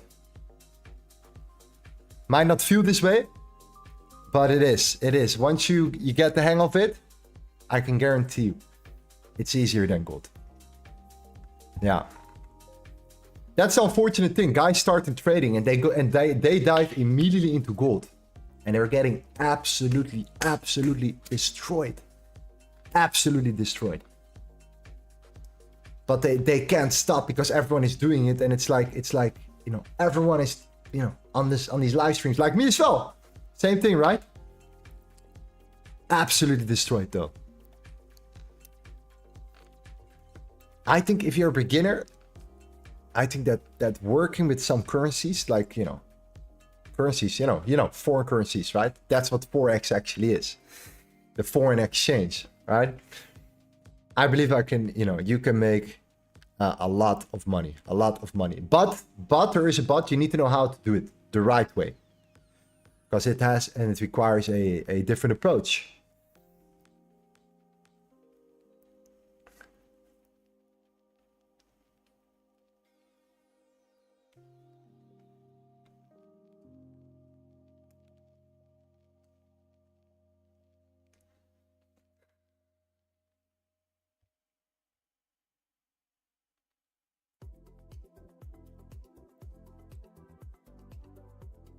The reason I focus on gold is somebody told me that gold's gonna make you rich faster than other currencies. Yeah, that's what people tell you, right? The higher pip count, blah, blah, blah, the pip value, and so on and so on. The more you can win, the more you can lose as well. That's what people then don't say. Yeah, the pip value is higher, so you're gonna make a bunch more money quicker. Bro, trust me, you're gonna also lose a bunch of money quicker as well. So forget about that. That's a psyop. Forget about that shit. All right? Focus on... Focus on the movements of the markets. Focus on the currencies as well if you get the opportunity. It's gonna help you tremendously, man. I'm really sure. Okay? If you can say, yeah, the higher the pip value is, the more you win, the more you lose as well. It's that simple. Trades are trades, right? Trades are trades. You know where to risk. You know exactly what you're willing to lose. When you risk something, you're not gonna dive into a trade without knowing what you're willing to lose, I assume. So if you know what you're willing to lose, you also know what you're willing to make, what the potentials you can make with it. So it doesn't matter if you trade gold, or if you trade silver, or if you trade oil, or if you trade the British pound against the New Zealand dollar. It's the same thing.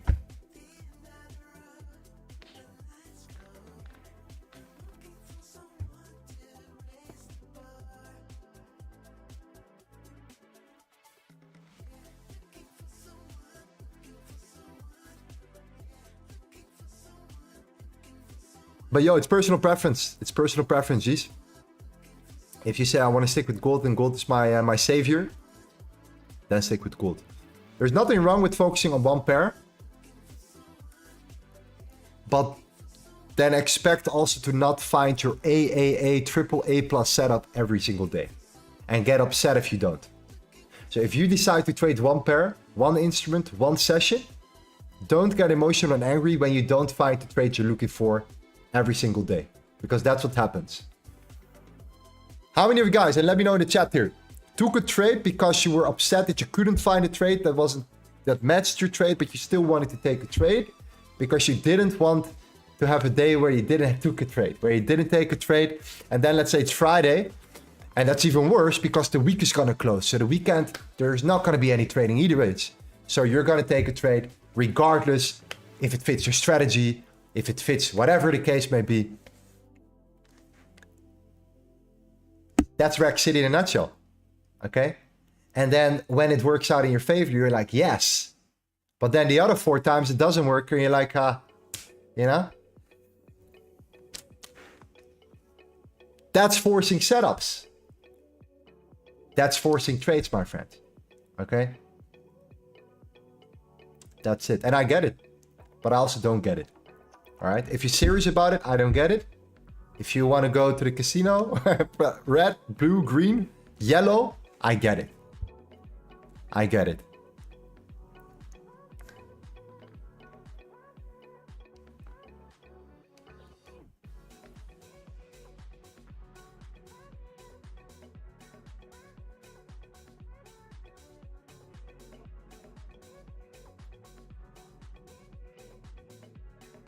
So that's the only way I could result into like a 70% win rate. Otherwise, there is no chance for me to maintain a 70% win rate. Right? And then I'm talking about 100 trades in. I'm not talking about a bad month. I'm not talking about a great month. Right? We had, for example, 12 wins and then we had 3 big losses in a row. Man, you should have seen the chat. Okay? Win, win, win, win, win. Break evens in between, but win, win, win, win, win, win, win, win, win, win, win, win, win. 3 losses, bro. You should have seen the chat. Okay, that's all part of the journey. Jeez, this is the reality of trading. It's gonna happen to you, right? But if it happens to you off stream, you can keep it for yourself. Yeah, you can go to bed, you can cover it up, you can giggle under the sheets. I do it in front of you guys. But the reason why I do it is to teach you the bigger picture, to understand the bigger picture.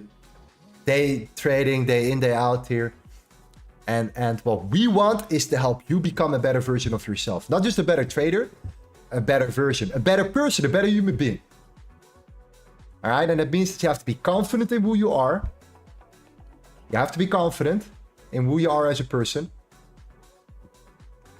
You have to be patient. And you have to be analytical. You have to collect information. All right? If you combine these three things, and you have a nice goal for yourself, helping out your family, your mother, your daughter, your son, your uncle, your sister, and you put it together in a nice package, and you give it time, you'll become an amazing flower, my friend.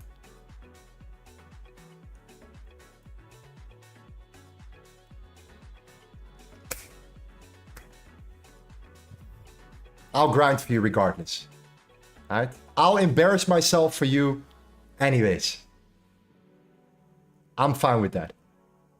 Now it's up to you to decide. If you want to do the same thing. You don't have to embarrass yourself like me. But you know what I mean.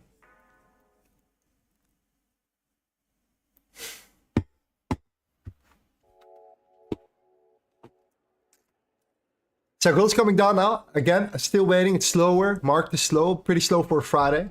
To be really honest with you. This was the aftermath of the PPI. We had that move up. We had a move down, move up. We're hovering around. We're very slow at the moment. So once again, patience is required here. And yeah, youth is indeed pushing down a little bit. It's not that strong. It's not that weak. It's holding up. Dollar is in a crucial level of resistance. Dollar might still come down. So same for gold. Gold is still not really, yeah. I would not call this bullish. Right here, right? But we also know that we tapped into the daily support. So we are just, you know, somewhat in the middle. we need to give it more time. At least I want to give it more time. That's it. Let's see what the chat is saying.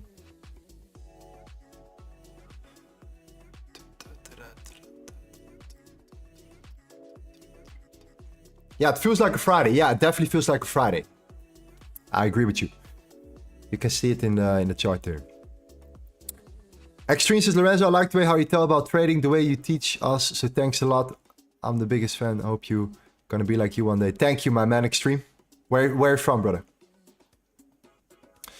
Chris says, what's the worst hate you've gotten because you've lost trades on stream? Don Vo has gotten death threats. No, nothing, man. Nothing too crazy. No. No,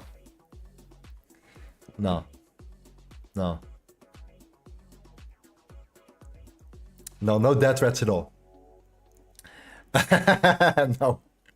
No, it's 90%, 99% great, man. 99.9% great. Like, I don't feel we get that much hate though, but haters come with it. Like, you cannot expect, you know, to put yourself in a position where everyone is gonna love you. It's not gonna happen. It's just not gonna happen. No, I'd rather have more people, you know, hate me, and then I want to have more people who love me. The more people who hate me really deeply, the more people who love me really deeply. So the more I care about the guys that love me really deeply, and the more we laugh about the guys that hate really deeply, that feel the resentment for some reason, right? So, no death threats, bro. What the fuck? No way, no way.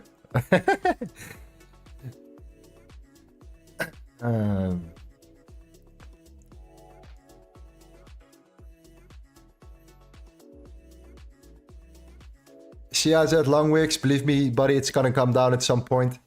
Yeah, I think so too. I think we're gonna push down a little bit. Do success, it takes balls to trade live. You're speaking it through the mind. Thank you, man. Thank you.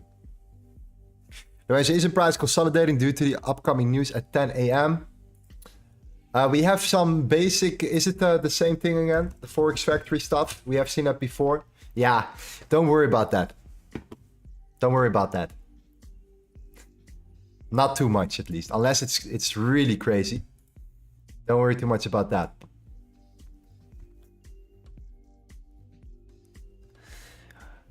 What's your thoughts on building a business with relatives? I have no experience with it, so I cannot give you an honest opinion. Hi Lorenzo, hope you're well, brother. I'm from RSA. I've been educating myself for a year now. Learned risk, fair order blocks, and liquidity. Any more advice from you? Download the ebook and maybe utilize volume with your current strategy and see how it goes for you. So if you trade SMC, see how it goes when you implement this to confirm your order blocks with, or whatever the case may be. Test it out. Test it out.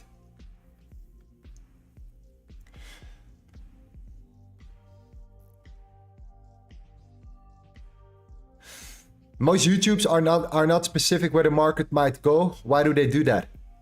Because everyone knows that they can't control the market, that nobody can tell you where price is gonna go for sure. And everyone who comes into this trading game thinks they know for sure where price is gonna go, and they're very confident. And then you have these algo traders that say, yeah, I'm 100% sure because this is what the algorithm does, and this is why price is gonna move like this. And then 99% it doesn't. And then they say, yeah, no, but it's a probability game. I'm like, probability game? You are so sure that it happens.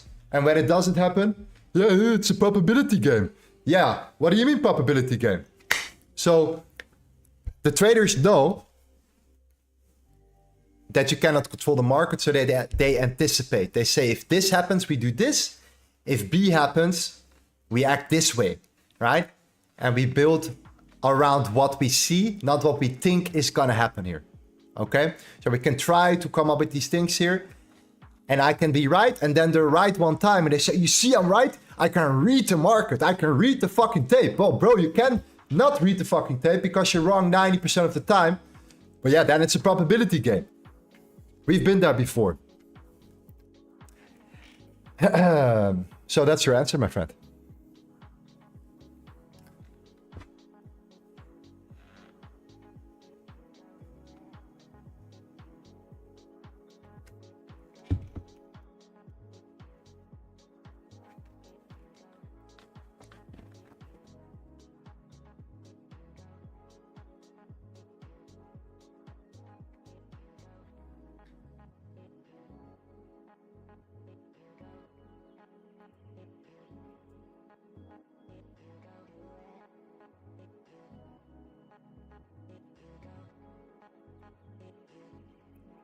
Lorenzo, what about the big traders like LXG, LXFX?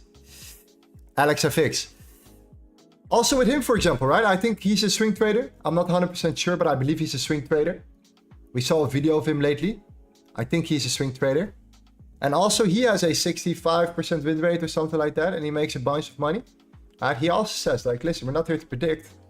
You know, we still have a 65% win rate. But we know what to look out for. So, you know, also with him, like, swing trader, bunch of money, massive positions. Yeah, that's a perfect example, a great example.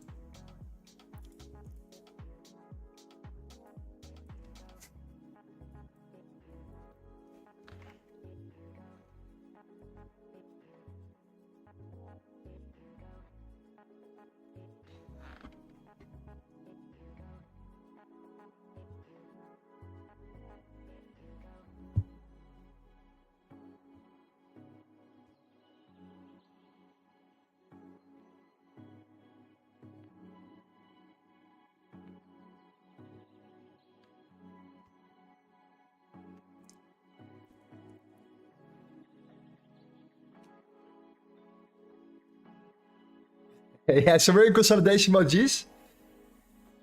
Let's see if we can move out of it indeed. Wesa selling shoes, fruits, or whatever are also a probability game. We never know who will buy or them or how much we could sell. We like a probability game, but with proper risk management. My guy. My guy. Lorenzo, I would like to trade with you on currencies. Where can I follow? So this is something I'm going to take very serious in our Discord, because this is where we make the most money for sure. Utilizing currencies, sir. I'm trying to teach to the community right now. They have a basic understanding of LTA already. to the execution phase.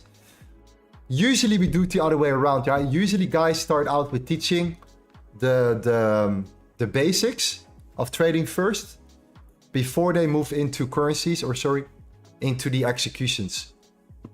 I started with the executions first, and you might think that's crazy, but here comes my tale. The reason why I let them execute as many trades as possible first is I want them to understand the entry models. I want them to understand the way it reacts to these particular key levels and price. Once they get a hang of these entry models, we can fine-tune the rest of it. Why is it that you took a trade here? And why is it that you lost it? And then we can talk about the structure. We can talk about the correlations. We can talk about the strength of one currency, the weakness of another one. And then we can really dive deep.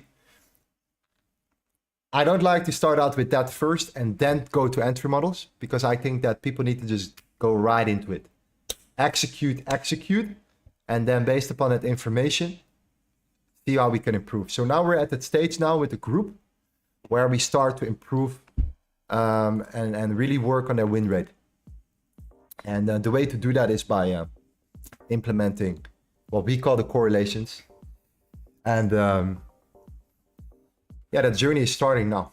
So I'm looking forward to that. So yeah, anyways, that's in our group. And we're trading in London session. And right now it's more education still, but we're gonna get much more into the trading side of things. And besides that, there are guys always trading. They're always in the market, always executing. As you can see, non-stop. So we have always a couple guys in our group that are streaming regardless.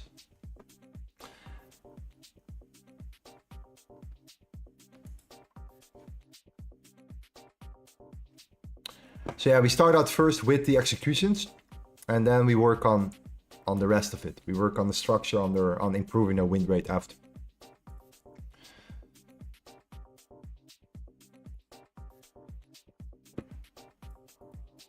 Yeah, dollar indeed getting rejected here.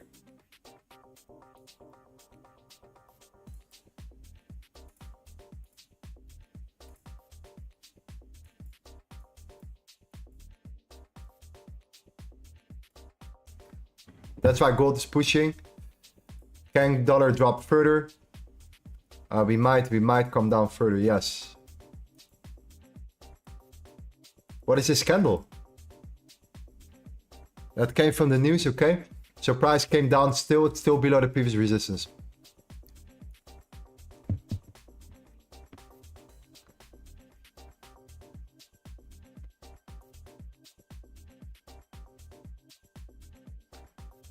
Can gold push back again? I think so. I think gold could potentially push back once again. Yeah, I agree.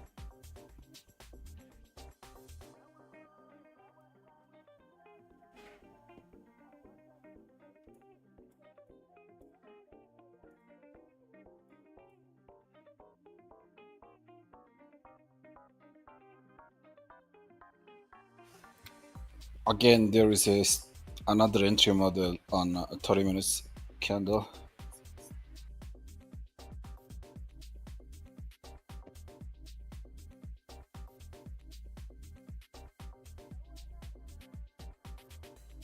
Yeah, I agree.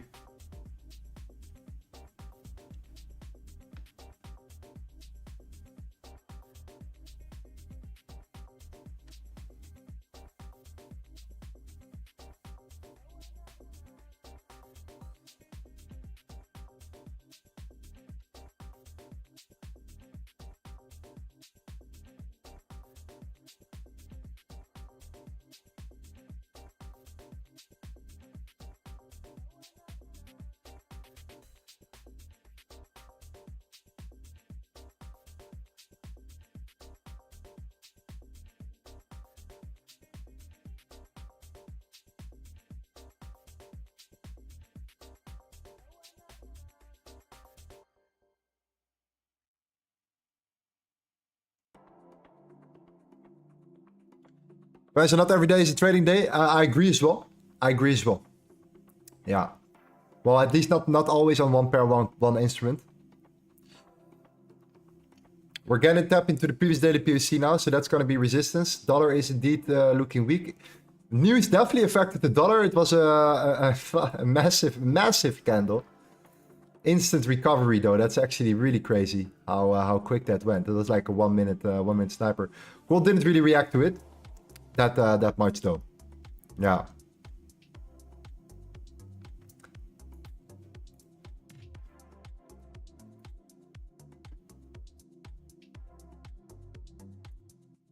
Yeah.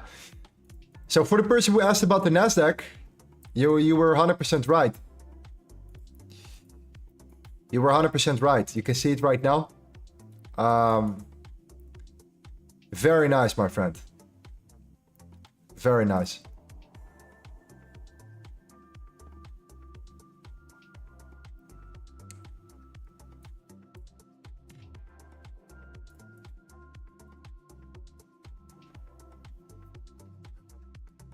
Anyway, so not every streamer trades all the time. No. I can guarantee you there is not a single streamer that trades every stream. At least not that I know. Not that I know. Maybe, but I don't know. I don't think so. I doubt it. But in this case, though, we're tapping into the previous daily POC now. We're holding up very strong. Dollar is indeed still getting rejected here. We had a major candle to the downside. Instantly came up. But what matters is this. The fact that we are not breaking back above the 103.8. So as long as we don't come back in, we don't fall back in. Yeah, we're still holding up relatively weak. This also for gold seems very forced. I mean, just look at this 1 hour candle. Let's put the wicks a little bit brighter here. Something like that.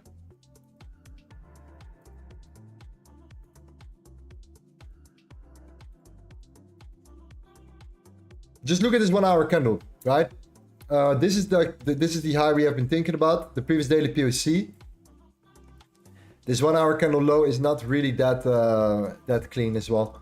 So, you know, this just comes from that consolidation that we've seen here, and of course that news event that we just experienced 7 minutes ago. So that's why when it happened, you know, gold immediately shot up without creating a bottom wick as well in 1 hour. So it's just not looking that... So the thing is this. When talking about bullishness, it is relatively bullish because the dollar is weaker. Dollar is slowing down, and you can see it has an effect on the gold price. However, gold is still below critical key levels, and it's also hovering around, and it's just not clean. It's not clean. I think you guys can see what I mean here. So yes, dollar is weak and gold is pushing up because of that. But at the same time, is it really clean? I'm not a big fan.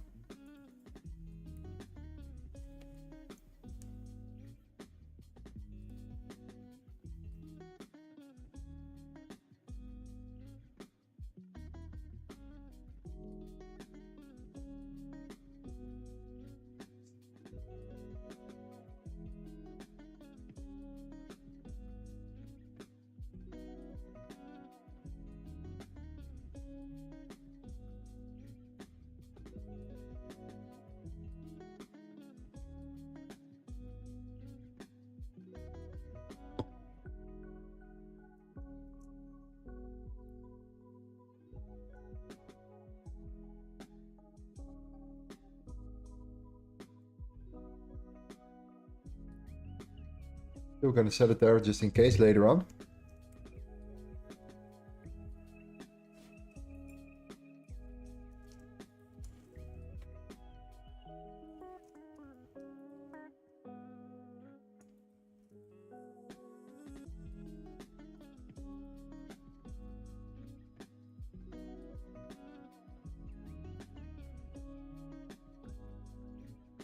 Yeah, we're gonna have our new spreadsheet soon, guys, for everyone. If you guys are interested in the new spreadsheet on Notion, let me know if you guys are interested in it. It's gonna be really awesome. So you're gonna get this. I think we're just gonna make sure it's for everyone. Somebody in our group made this. A road to 200k. Maybe show your if you're listening, my G, show your spreadsheet.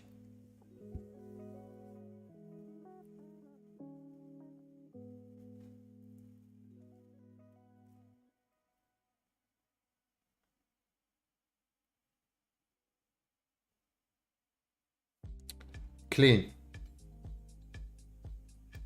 Clean. Yeah, that's some amazing stuff. So in case you guys are interested in that, we can hook you up. And thanks to my man. Thanks to my man. If you guys are interested in it. So yeah, we can set it up for you. We put it in our Discord. It's better than mine. It's better than mine. So that's what we like to see. That's what we like to see.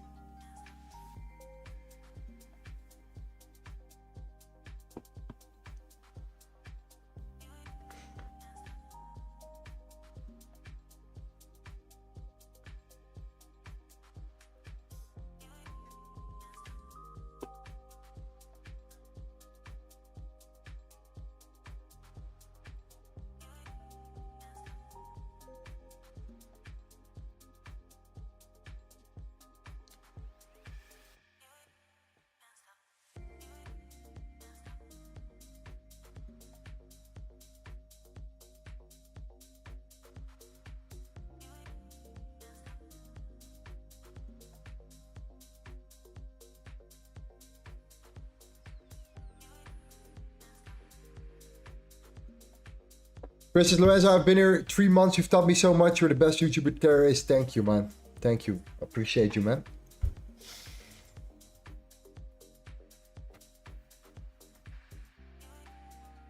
Appreciate you.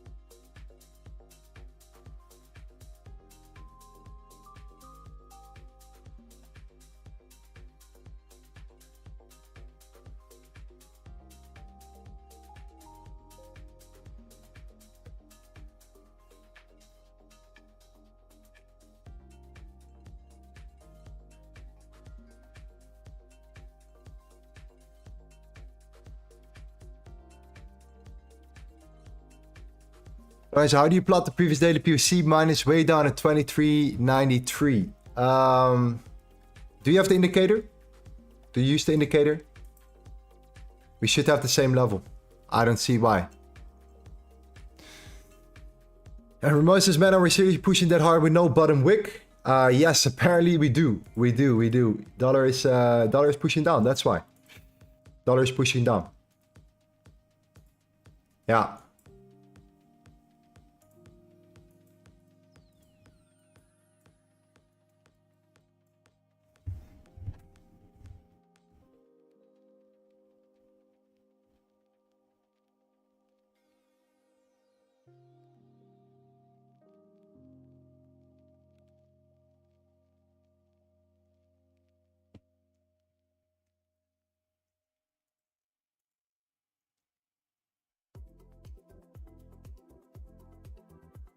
DXY is tanking. DXY is tanking indeed. That's why gold is doing its thing here now.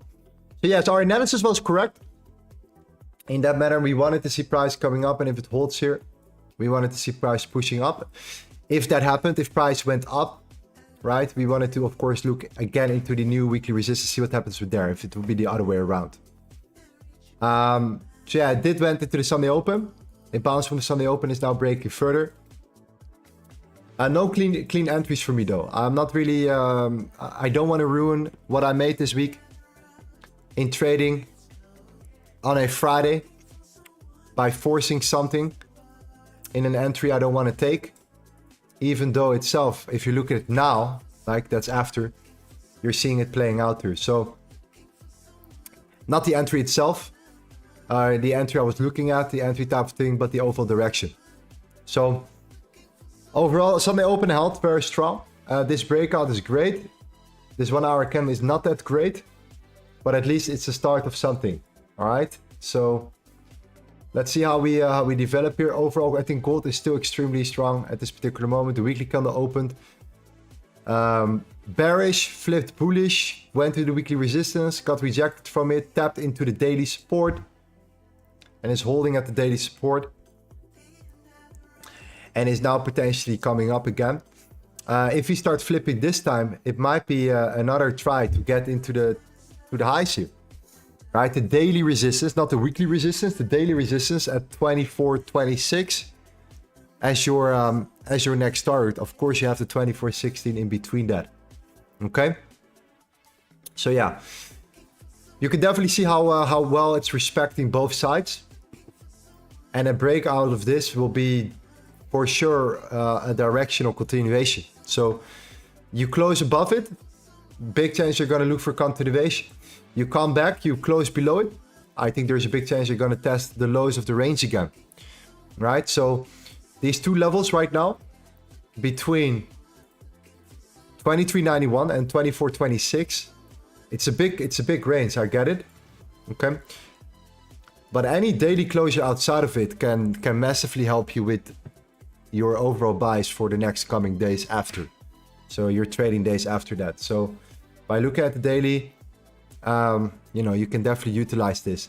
After, by the way, you break above it, it becomes very interesting. The reason why is because fundamental wise, we're extremely bullish. Gold is extremely bullish.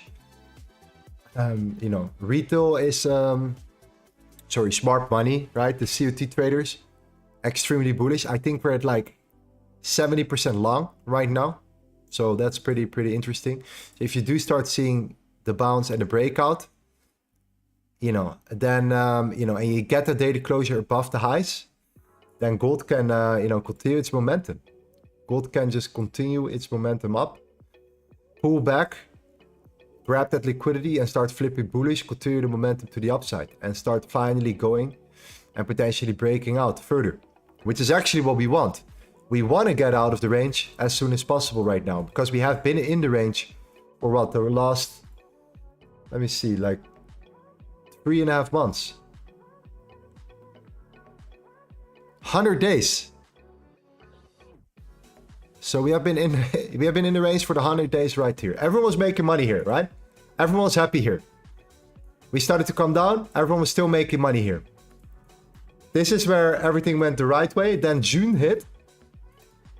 And this is where people started to struggle. This is where a lot of traders, including myself as well, by the way, I'm not gonna play fair and square here, including myself. You can see it on the spreadsheet, also on the streams, right here. We're struggling. That was this range right here. Practically this zone, I believe. Yeah, something like that. Something like that. That range right there was a very tough range. To be honest, it was this whole range right here. This internal range right here. Okay?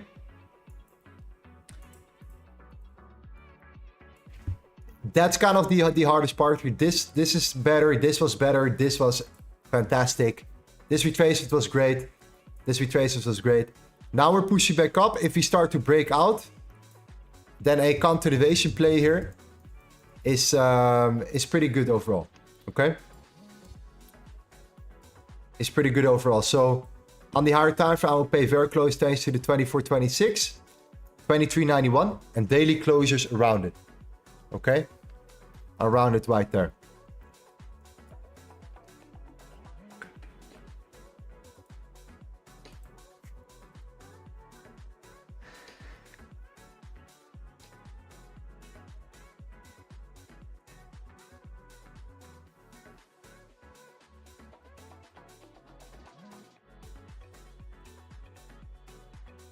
Leila says, how can you blame others for your own mistake? I don't get it. How can you blame others for your own mistake? Oh, I see, I see. I mean, yeah, if you don't take any self responsibility, right? If you cannot take that, if you have what we call a dependency bias, and you cannot think clearly for yourself, and you blame people for it, and you're gonna point fingers. You know, this is what they did when they were, when you were 5 years old, right? I'm gonna tell daddy. I'm gonna tell mommy. That's how you are behaving.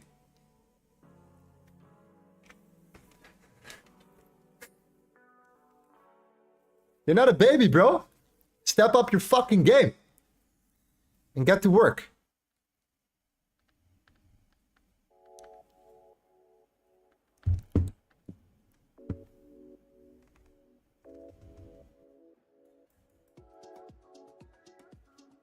Yeah? Okay.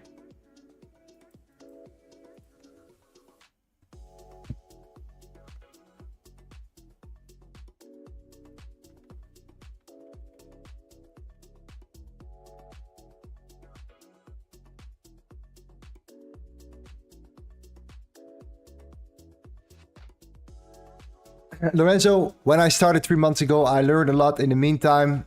Thank you so much for everything that you do. I appreciate you, my friend. I appreciate you. Yeah.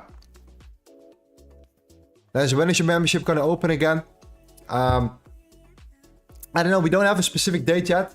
For now, it's just the live streams, the YouTube live streams. There's nothing you can buy.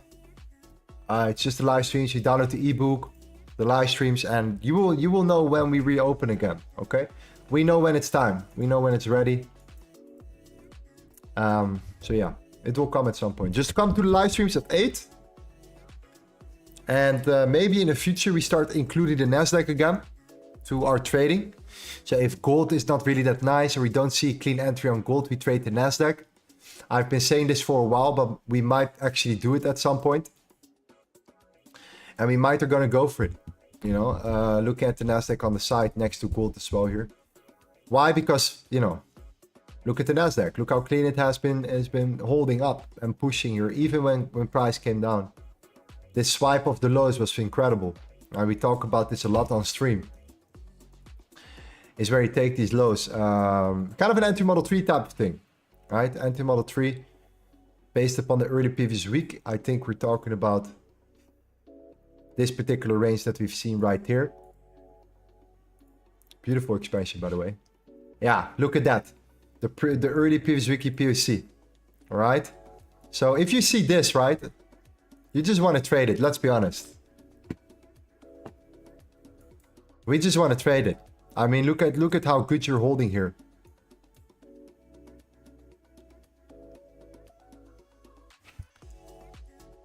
How you pull back, how you swipe the lows and then break the internal highs. I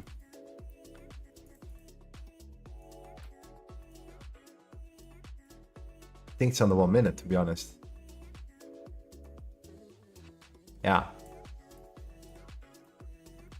So yeah, we might be including Nasdaq at some point as well to the live streams. So how many trades did we took this week? We took 3 trades this week. In 4 streams for now. Right or more? No, 3. Yeah, 3.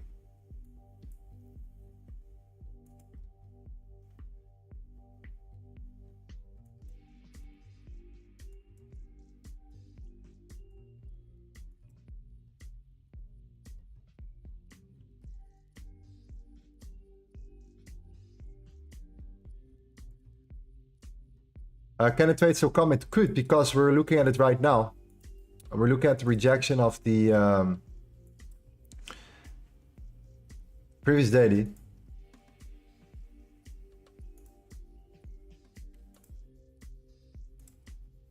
Gold has a very hard time. That's for sure. Gold has a very hard time. It's pushing up, but it's not.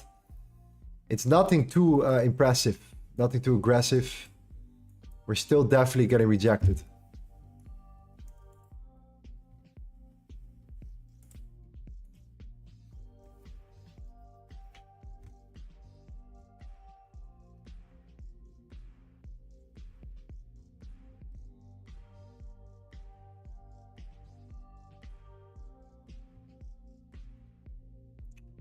Brandon says, experienced traders, I have a question. Is 10 wins and 14 losses good for someone who has been trading for 5 or 6 months?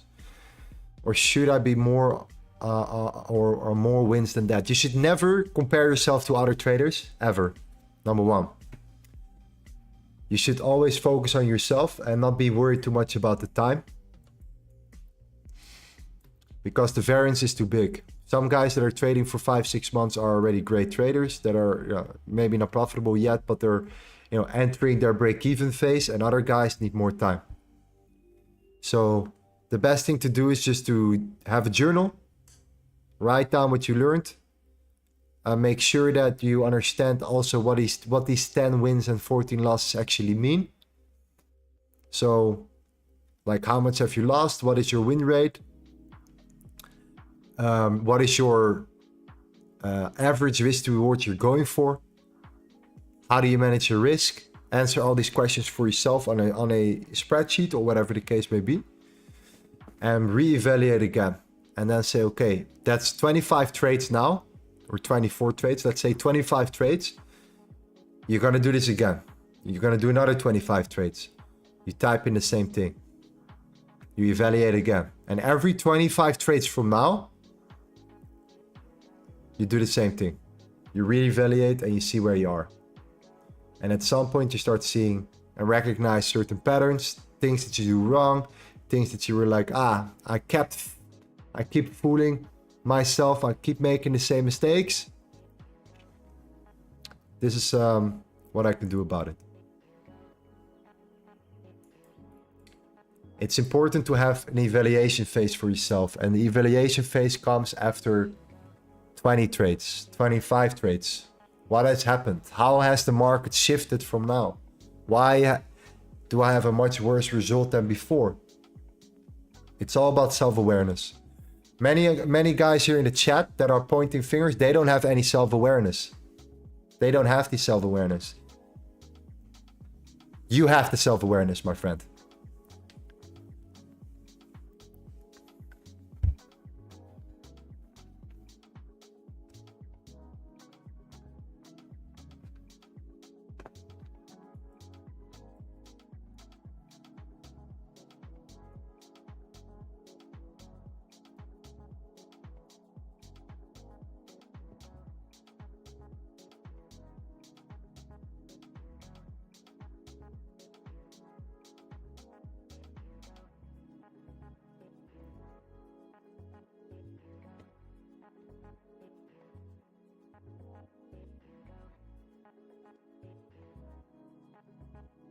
Way says, I don't care about the high win rate. 30% is enough to be profitable. I'm using a higher risk to reward, minimum 1 to 4 R.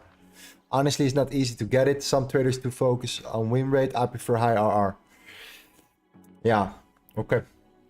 Great. Yeah, it all depends what you prefer. It all depends what you prefer.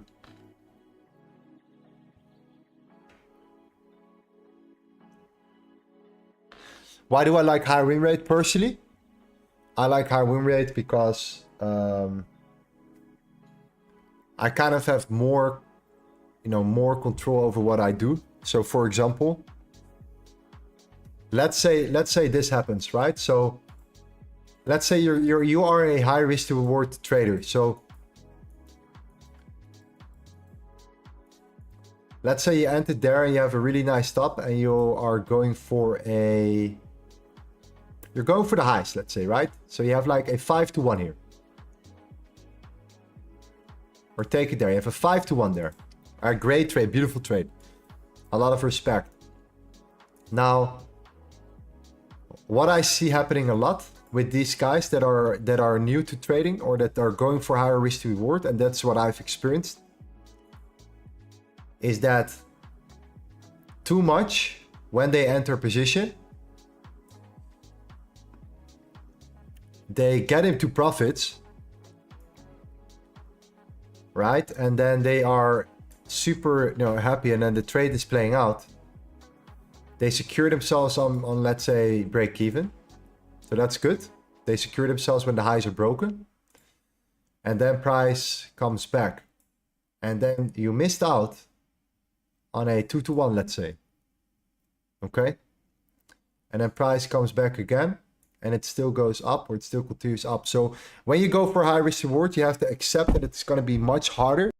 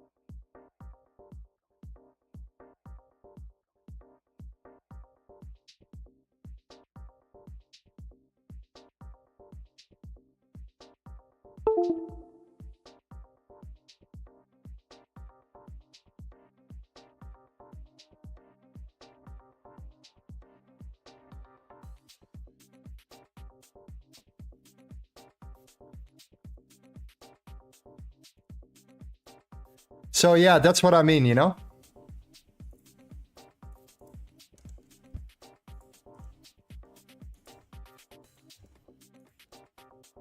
That's why.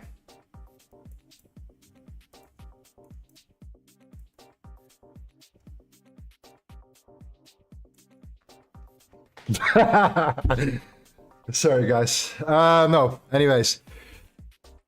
That's what I think is hard with guys that trade high risk to reward, because of the understanding of price pulling back to risk to reward, and especially not taking profits at the right moment. So risk management becomes even more important. Taking partials sometimes becomes even more important as well here.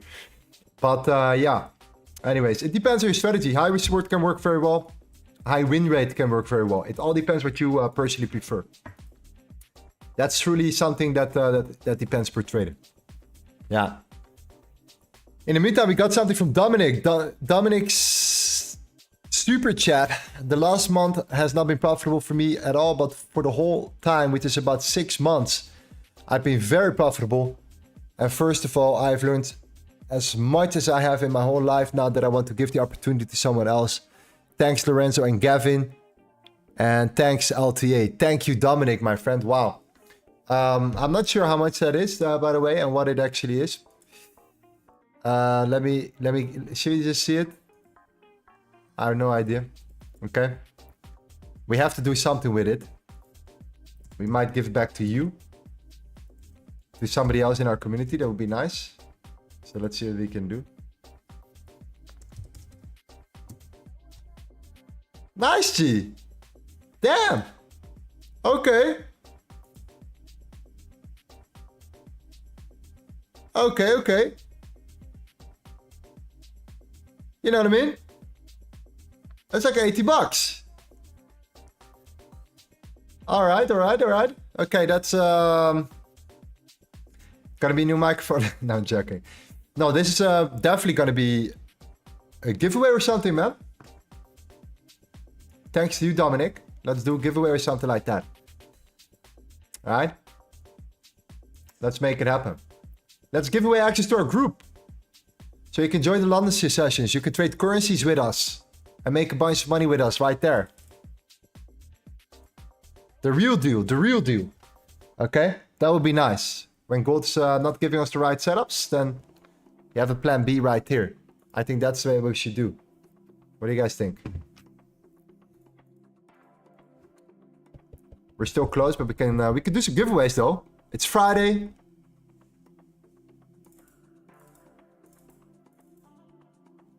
Makes sense to me.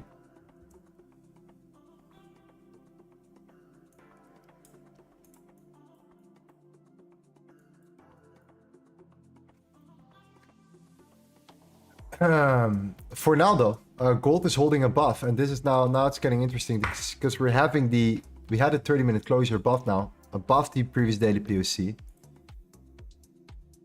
You have that confirmation here. That breakdown here is still interesting. Why is this interesting? Well, the dollar might found that support. It's unable to break that support, by the way. It's still holding up here. The yield as well is coming back up again. So I thought there was no setup, but there might still be a setup now, based on what we currently are seeing here. And that setup would potentially be gold breaking down.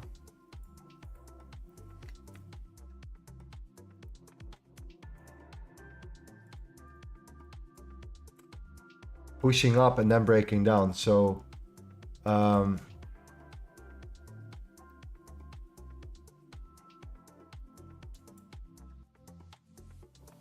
EM1, EM4.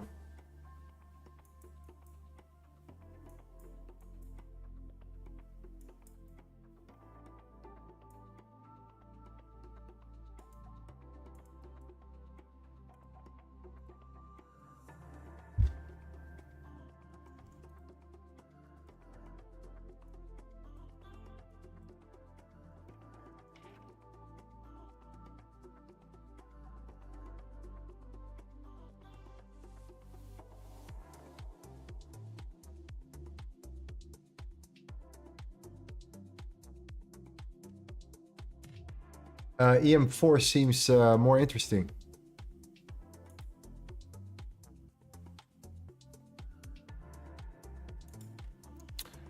We just had a break structure. Yes, we did. But that doesn't mean we can come back down. And if you do break above the 2410, you're gonna get that resistance there anyways internally. So if price breaks down,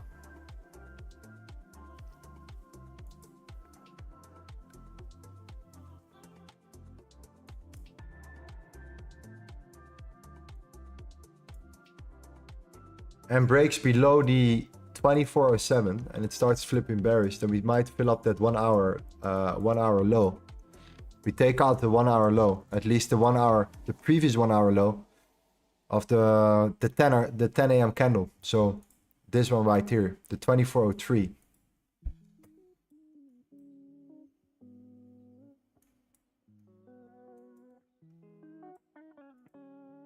With the dollar holding that support there. The dollar needs to hold that support there.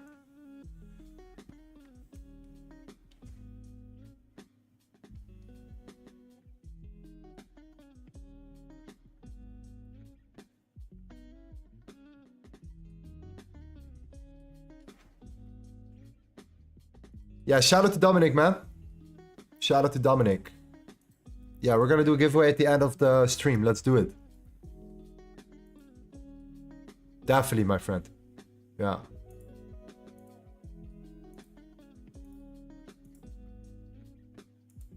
Yeah, Dominic is a prime example also in general. How he's behaving in the community, in our VIP as well. How he's, stepping up. And, very proud of him.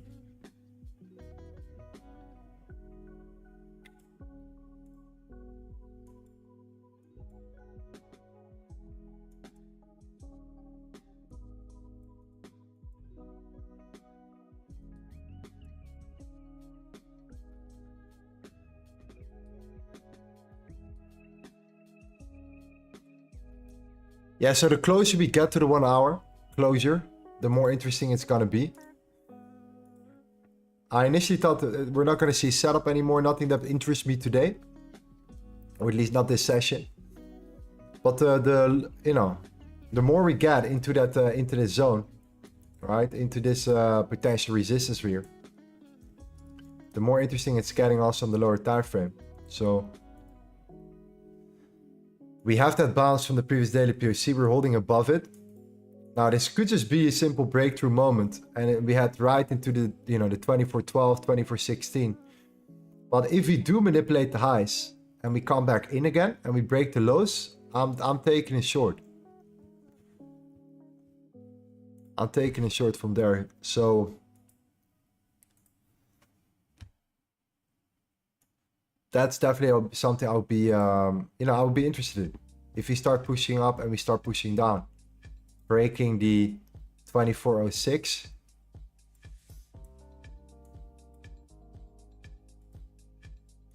We call it an anti-model 4 play, especially if you do break the highs first. That would be the ideal case. So breaking the highs and then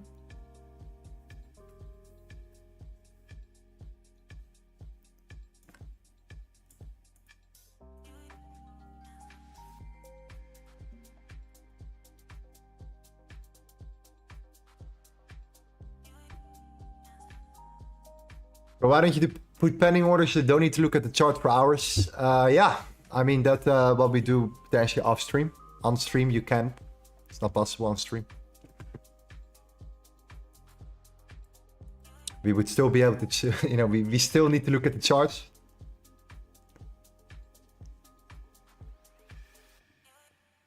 Yeah.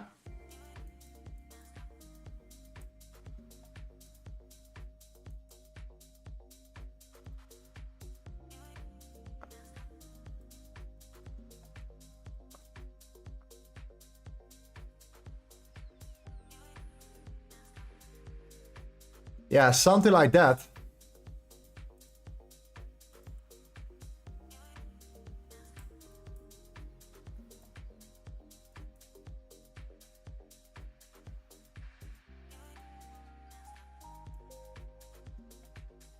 The idea would be, of course, if you take out the lows, you come back to the 23.90 again. Dollar is just holding that support there. I think the dollar doesn't want to break that support as well. We swiped the lows already.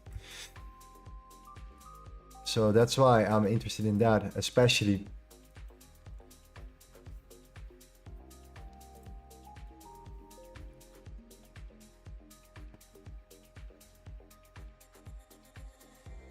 And the hourly on the week, on the dollar, sorry, on the gold chart on the 1 hour looks, it's not that strong.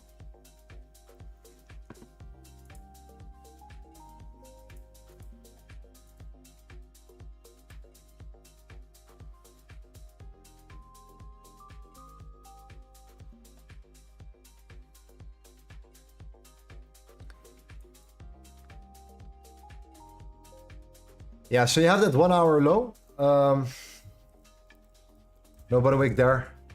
That's one layer. You do have that support there at 24.05. 24.05. So I don't know how big that is, but it's like what, 30 pips in.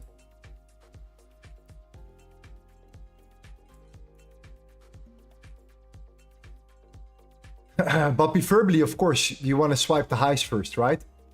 So that would be the ideal case scenario where you take out the highs, you roll over, you come down.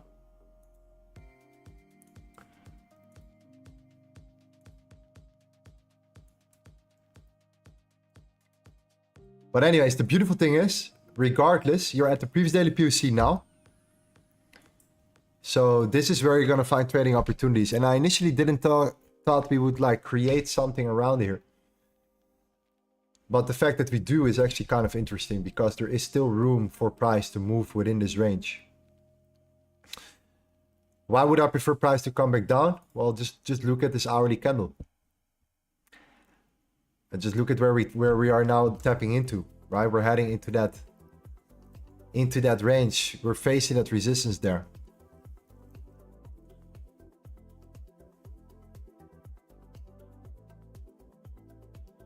So EM1 is not something that I'm willing to take when we're reaching, you know, where we're tapping into that zone.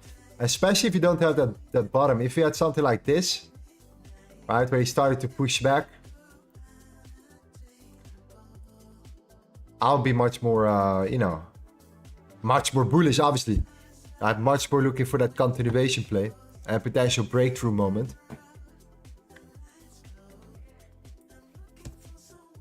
But that's not what we're seeing here.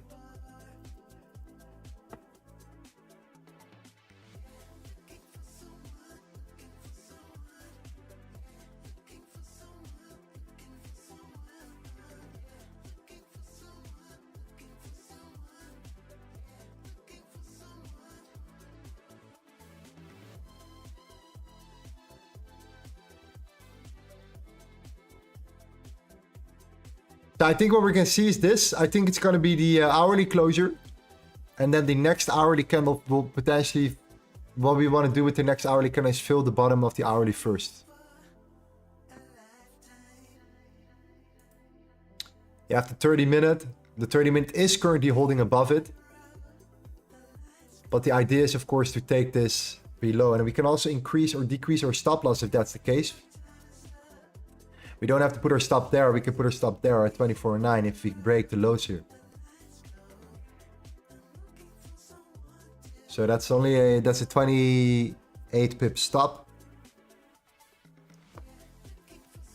instead of a 40 pip stop.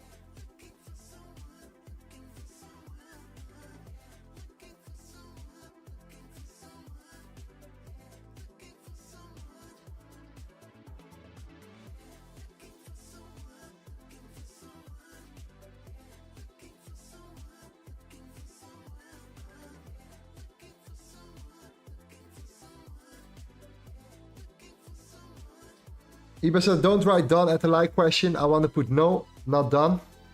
Thank you.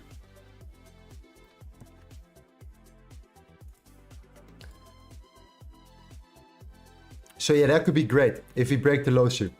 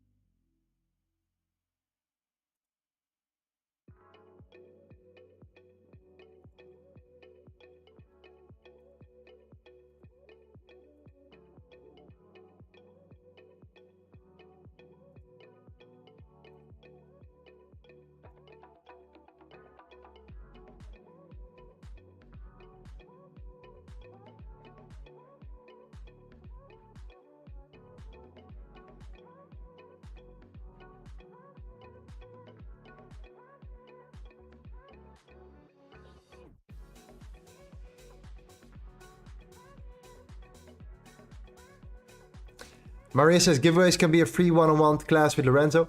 We've tried it before, but every time we did that and we gave away a free one-on-one and we wanted to start it, it was very strange, very weird. No, we really need to select people. We need to make sure that we, that it's a match, that we have the right, that it's someone that's serious about it, because otherwise it's just not gonna, it's not gonna work. We have tried it before.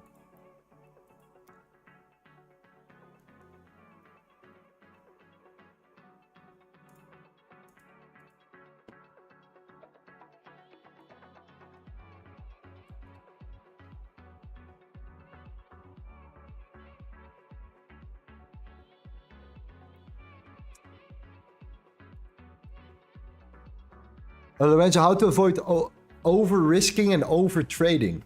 Been struggling a lot with both. Well, over risking is always an issue, and the reason why is because people are so obsessed with making money that they forget about the process of trading and becoming an actual good trader, and they care more about the money than on the trade.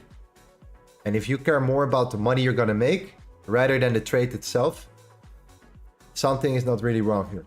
If you have proven yourself over and over and over again that it's worth what you're doing, you can bet on yourself. You can start betting on yourself. You can start risking more money. If you feel that you're not there yet,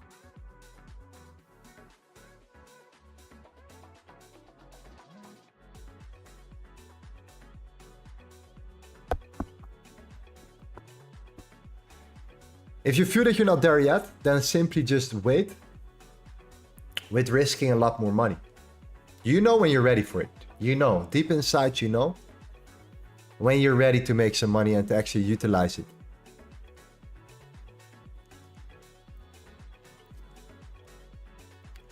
In regards to overtrading, that comes down again to your strategy. So overtrading usually tends to come from not knowing what your strategy is.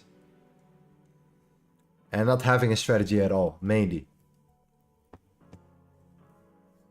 Because you're not overtrading if you're following your plan. And if everything you do is exactly according to what you wanted to see. If that's the case, then you're not overtrading. Correct? So it usually comes from not knowing what your strategy is about, or not knowing your strategy well enough.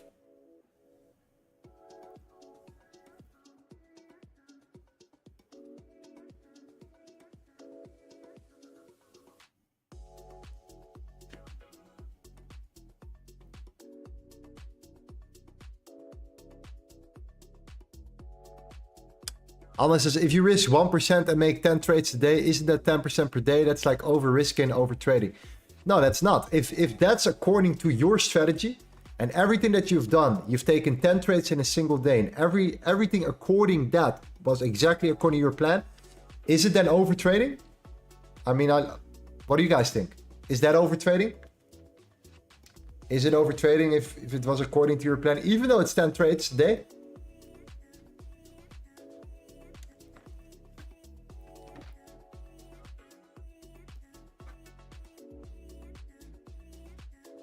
I don't think so. I personally don't think so. But if it's 10 trades a day and it's random, it maybe is. You know what I mean? So, you know, it depends.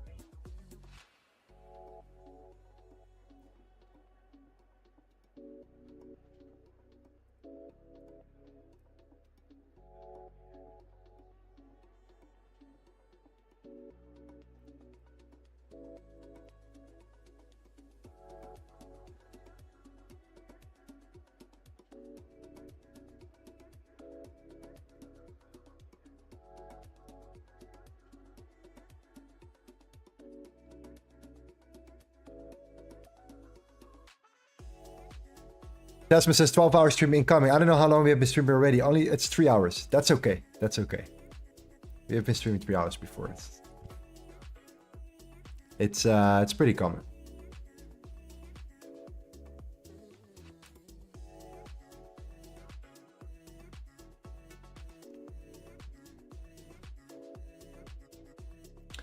Yeah, so we're definitely gonna do a giveaway, fam, in like what, 15 minutes or something? I think that's a good plan. That's a good idea. Let's do it.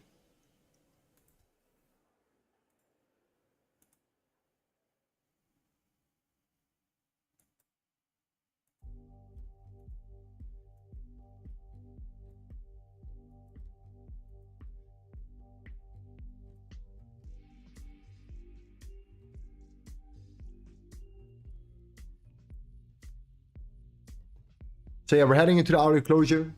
This is the last chance of a potential trade. If you manipulate the highs and you break the lows, I'm taking it.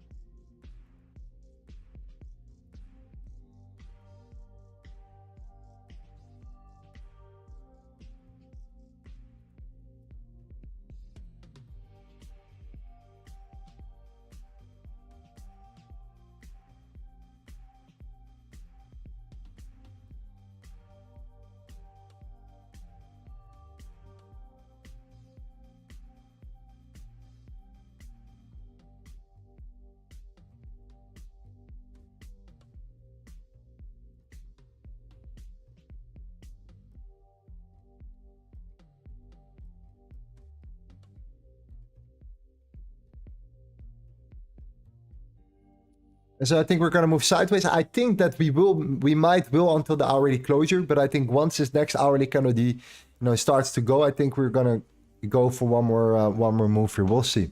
We'll see.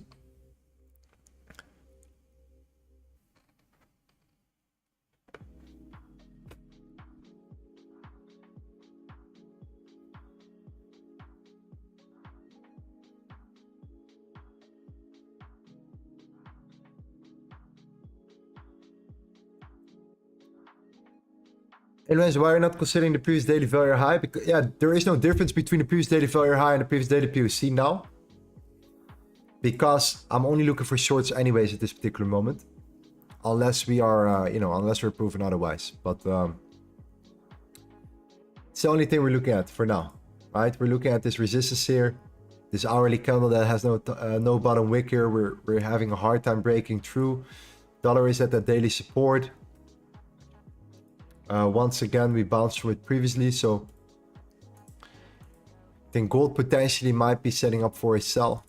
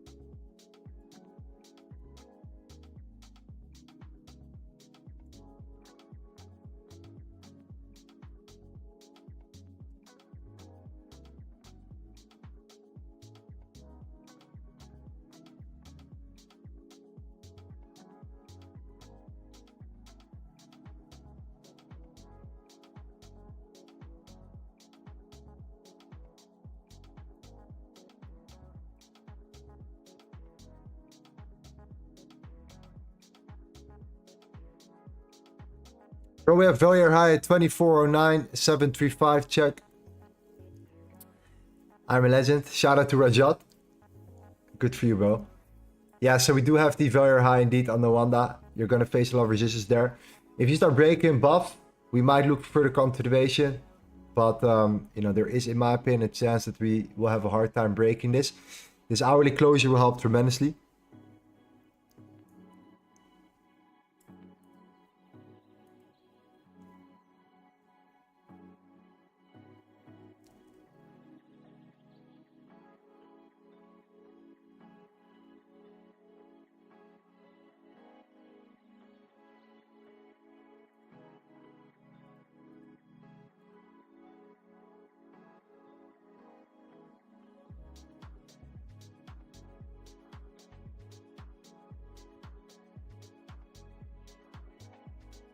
How come the previous daily POC on FX and on Wanda are so big of a difference?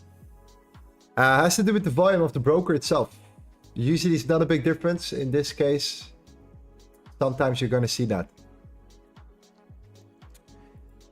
Sometimes it's a Wanda, sometimes it's FXCM, right? For now, you're holding above the previous daily POC. You're holding very strong. So as long as we're holding above here, we can't short it for sure. The only way we can short it if you start breaking below. That's it.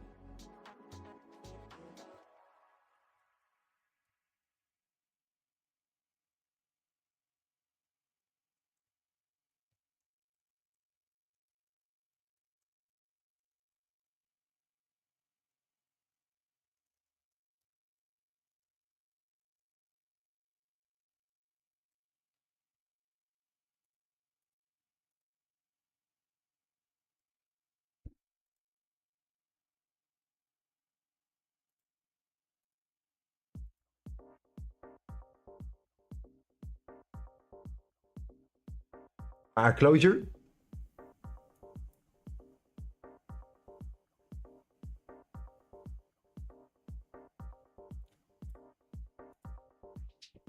What needs to happen? We need to come up first before coming down. If you come up and you then come down, then I'm definitely looking for shorts. Breaking below the 2406. Is there a chance you come up and you continue to drive? Maybe. Maybe we get to the 2412 before pushing. Could be the case. Could be the case. Gold's looking very strong still. So yeah, that's your second opinion. It's right here. It's this initial zone, which is also the fixed value low we talked about before.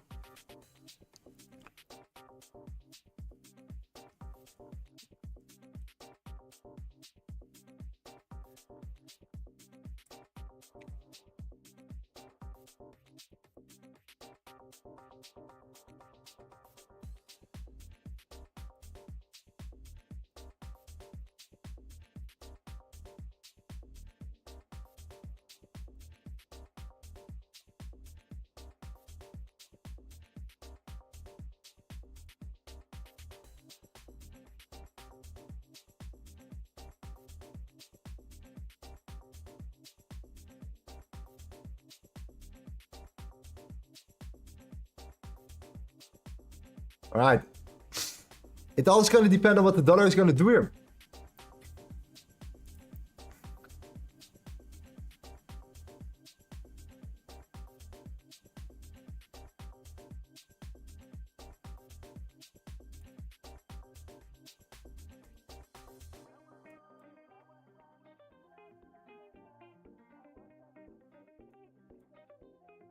Okay, we're pushing up. So no short for sure unless you break now. Unless you start breaking down after that. So you come up and you then come down. That will be the ideal case scenario.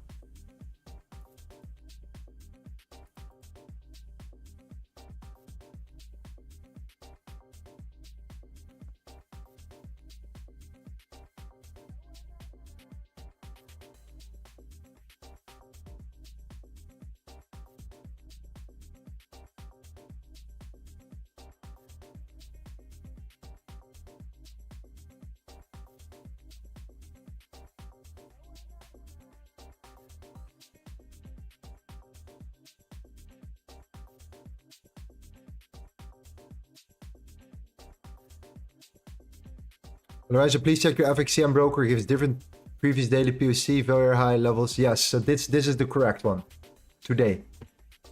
Okay? This is the correct one today.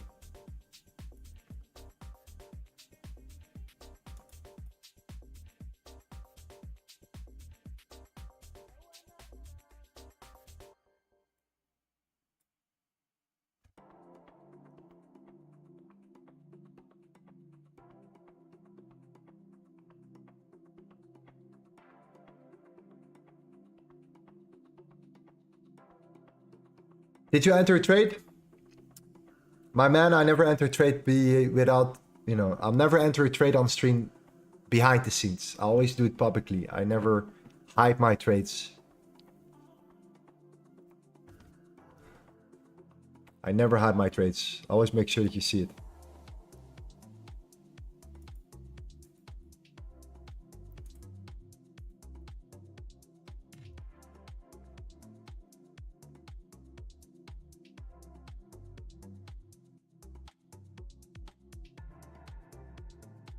Wins, losses, break-evens, losing streaks, winning streaks.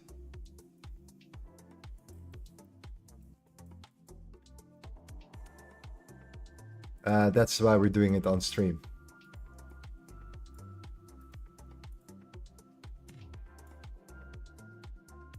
And people still complain. There is already a lack of transparency in this game, but maybe you guys like to live in a delusion. Maybe you guys like to live in an illusion. Because the reality hurts.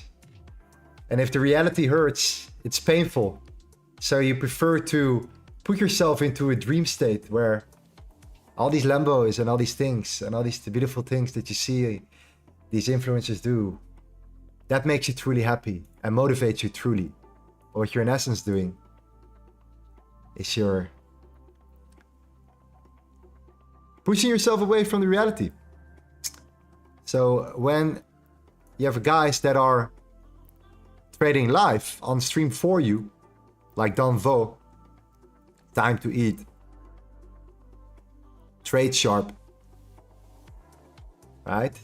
Transparent guys that are trading for you. You guys hate on these guys the most.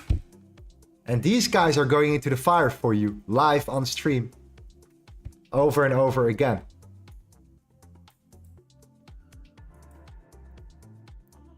But the guys that are not trading live, and the guys that are showing these beautiful, big, massive trades that they've taken,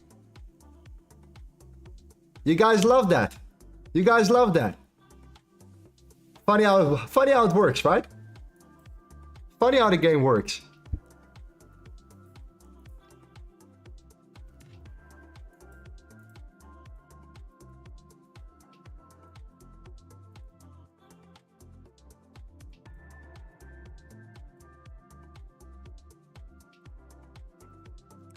Not talking about everyone, you guys know it, but you guys know it's true.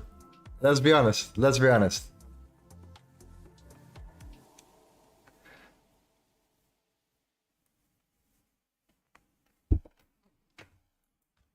You have to respect the guys putting the work, man.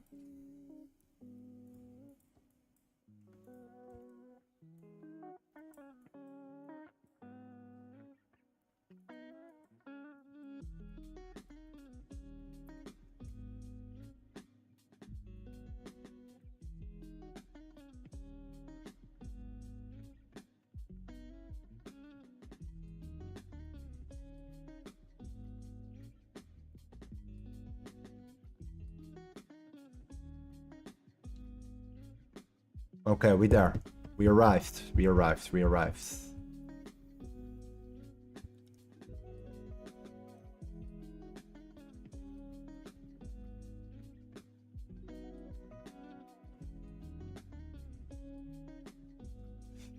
Kaspera says, high has been grabbed. Will it push or dump? Grab your popcorn. That's exactly what we want to see now. Is it continue to drive, or is this the moment to flip the script? That's what we're looking at.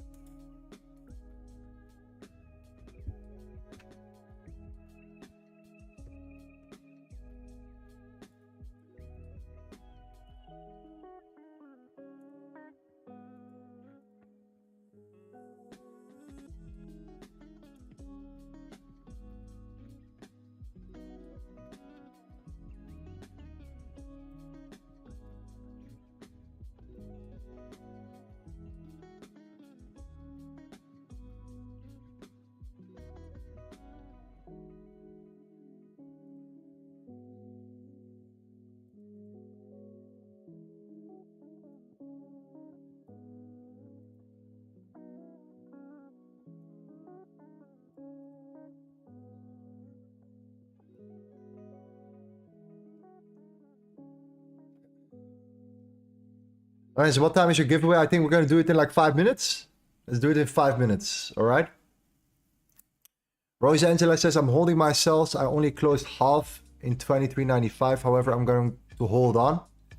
I think we're going to see a drop next week, and there is a risk of rising again before falling, in my opinion. Yeah, so we talked about the higher time frames, right? Where we're looking out for, where we have to pay very close attention. Any closure above, daily closure above 24.26 or below 23.91 could lead into that continuation on the higher time frame.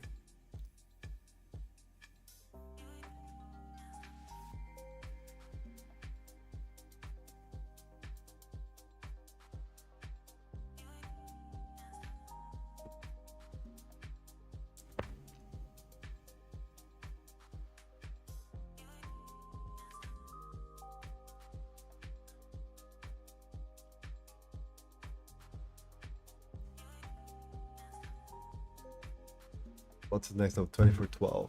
24.12.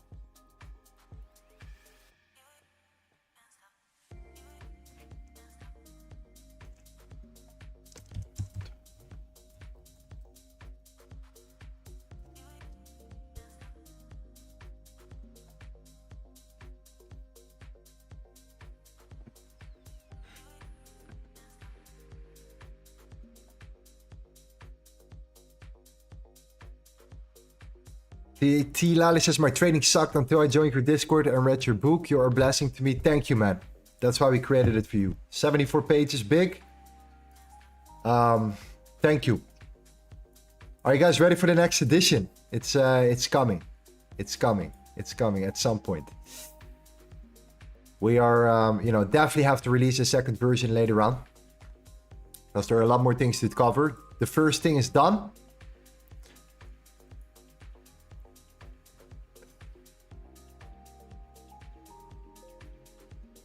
The second one is coming. So, no date yet though.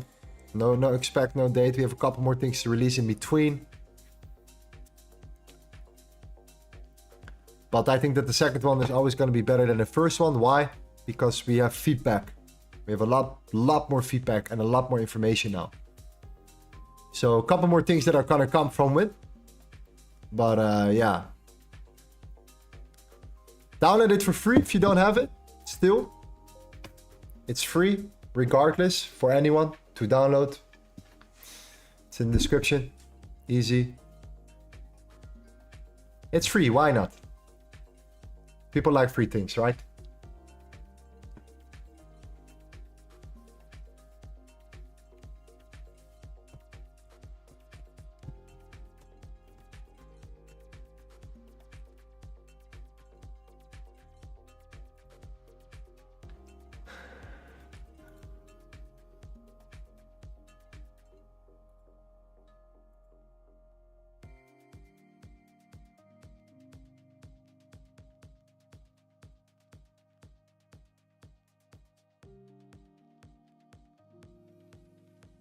David says, my worst trading day, lost all my profits from Monday. That's exactly why I'm extremely cautious as well. I don't want to ruin my week. Right? We did it with the CPI yesterday already. We lost the CPI trade on news, and then we made it back with the next trade after. We don't want to force any trade that we don't think is like legitimate. Okay? Especially today. Because usually the Fridays are where, where it's the Friday and it's the end of the month. The end of the month. The last week of the month. For some reason as well. The last 3-4 days of the month. Where you always have to be a bit sharper, a bit cautious. Especially if you're up, you get confident. You want to get everything out of the month. And then boom. Bye-bye. And that's just how markets tend to operate, man. They, we've seen it a lot. They make money at the beginning, and then at the end of the month, people give all their money back to the markets. So with Fridays, I'm always a little bit cautious. Mondays, I'm also a little bit cautious as well. I want to see how price develops and stuff. It's mainly the Tuesday, Wednesday, and Thursday where I go, boom. Trade.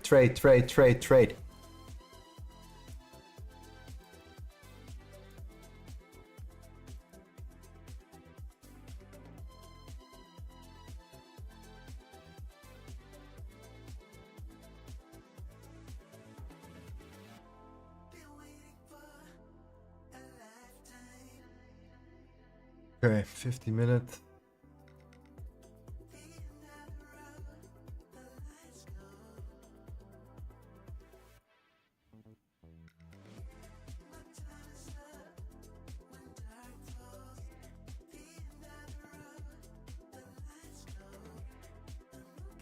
So avoid Monday, Friday. Mondays I trade. I do trade, I also trade currencies on a Friday. With gold, I'm also always a little bit cautious, usually.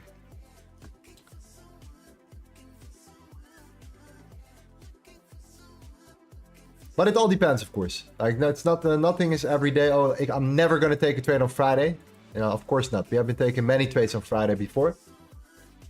But it's just more about the awareness, once again. The awareness that we are a little bit more cautious. And when we're not seeing something that aligns very well, then we don't take it.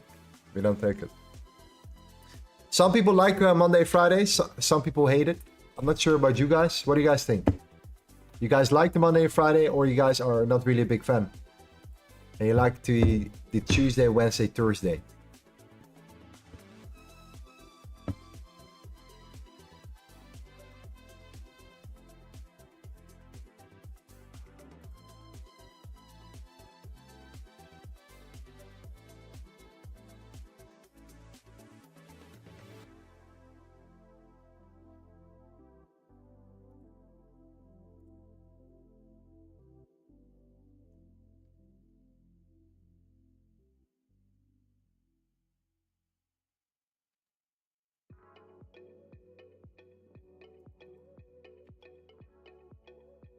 All right, I think we're pushing further. If you pull back down, I'm gonna potentially reevaluate right here, but let's do the giveaway, fam. Let's see what we can do. Shout out to Dominic. Dominic helped us today. So we're gonna give away some X to our group. We are close, so you know you usually cannot get into it. We might open later on. Anyways, you want to trade with us live in our Discord? You want to trade currencies with us live as well? We want to trade the London sessions with us live as well, and not just trade gold only. Then this is what you want to get. All right, you want to get inside. You want to also get access to our LTA series. All right, our full breakdown of LTA. It's only 6 hours of material. Okay, 6 hours of content. So anyways, it's that in combination with, of course, our group. Trading in Discord as well with us in New York, London, Asia, London mainly, currencies as well, indices as well. So it's not just gonna be gold. Okay, so let's do it.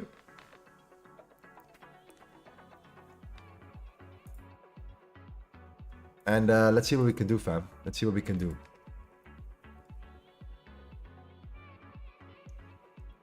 Trade every day, but look for good setups. Yes, but because you have a variety, a bigger spectrum to work with, it's usually pretty decent. It's usually pretty good.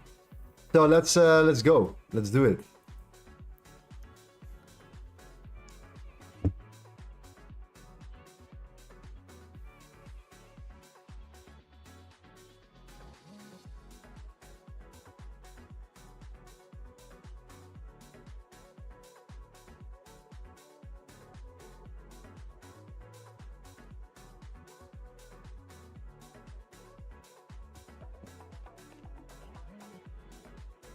Let's go.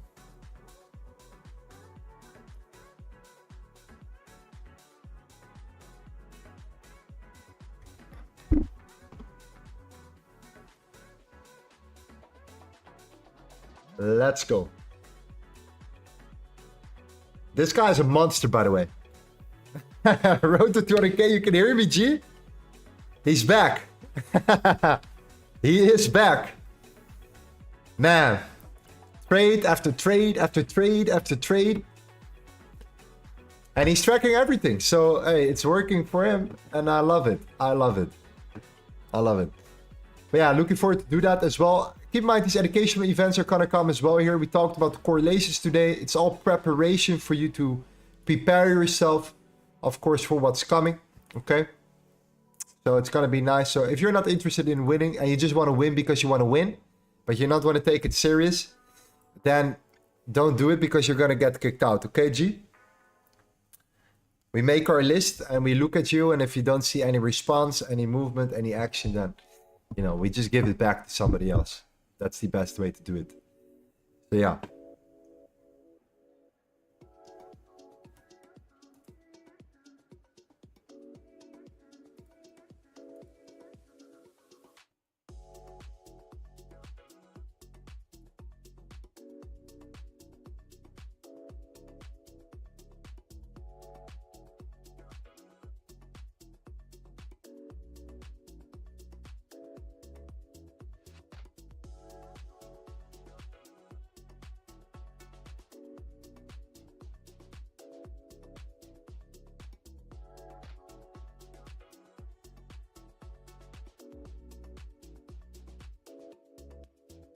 Nice.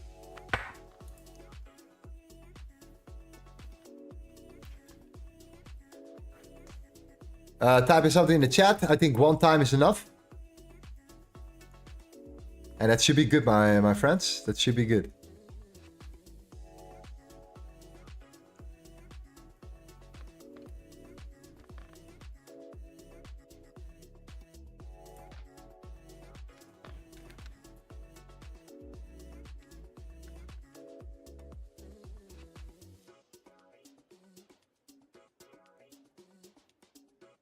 Nice.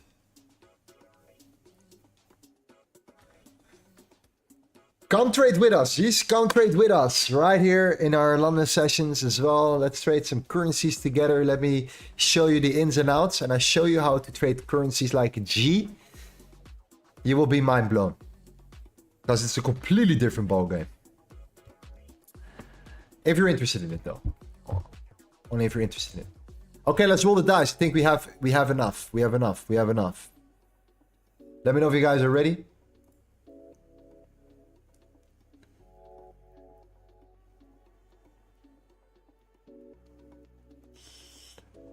We need our song. It's the end of the week, huh? It's the end of the week.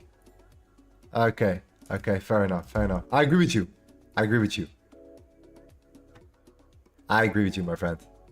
I'll get it sorted for you.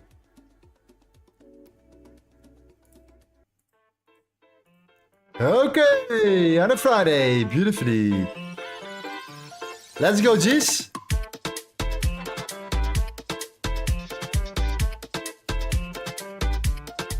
And boom.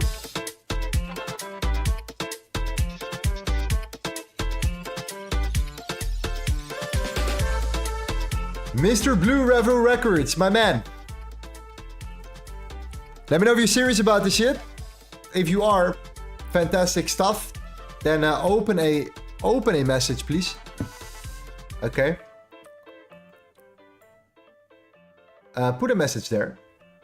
Make sure that you are saying yes. I'm in there. I'm here. I'm here. I'm here. Otherwise, we do it again.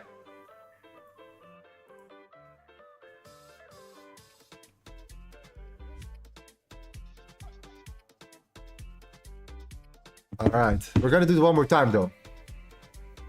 We're gonna do it one more time. Let's do it one more time. Let's do it one more time. Okay, man. Got you, bro. Open a customer support ticket. Go into our Discord. Open a customer support ticket. We're gonna hook you up. All right, G. I'm already in. Now he's already in. He's already in. Okay. This guy's already in. So what do we do about that? Roll it again, bro. For somebody else. I think it makes sense.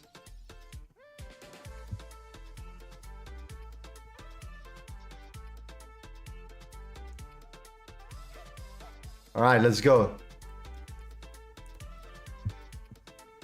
Sounds good, G. All right. Mr. Sam. Sam the man. Mr. Sam Bird. It's okay, I never said never spam. We're gonna do it one more time. All right, G. You want to join us? You want to join us during the sessions? You want to trade with us live during London as well? New York as well with our guy right here in our community? Let me know. Type in a yes. Got you. Customer support ticket. One more time.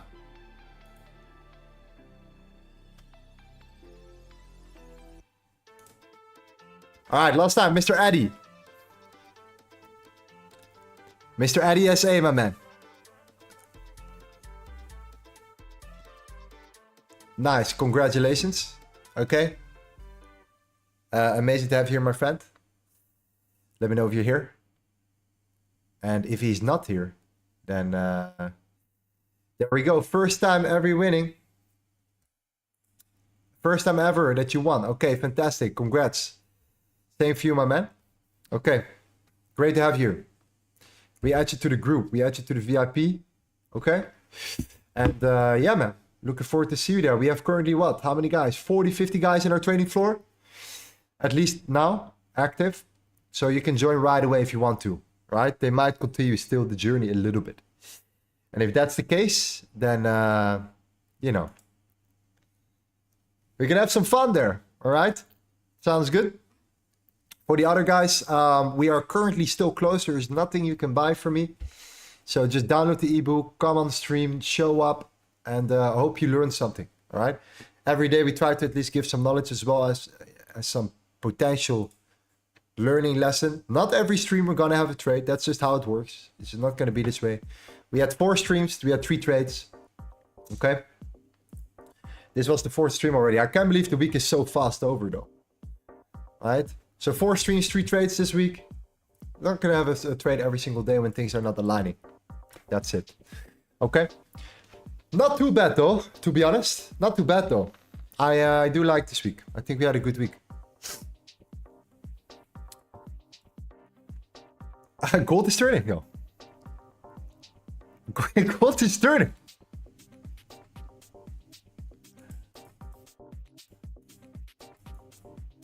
That would be so funny if that happens right now.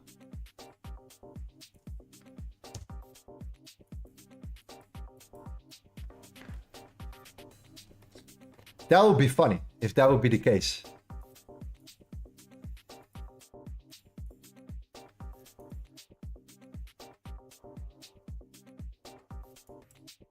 What time is it? 30 minutes?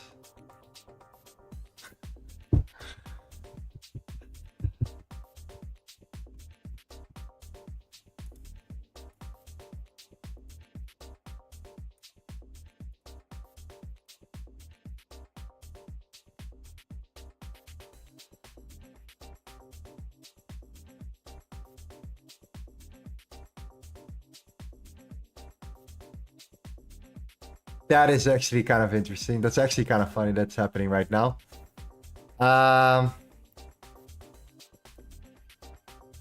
It really is. It really is. It really is. Okay.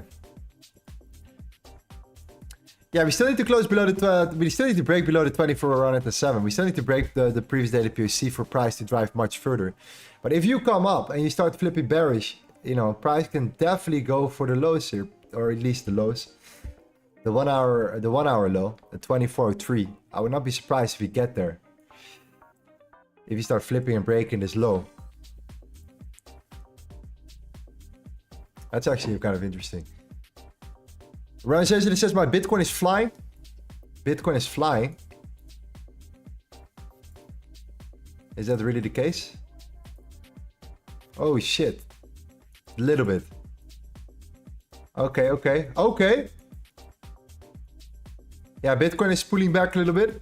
It's, you know where the major resistance is at.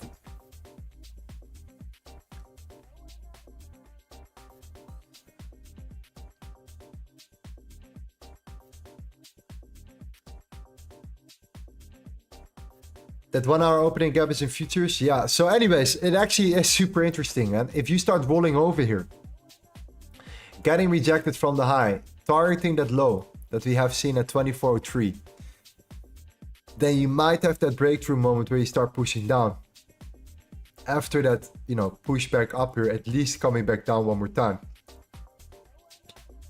And that was kind of the level we were initially waiting for, but the difference between then and now is that your highs are much bigger. Okay? So yeah.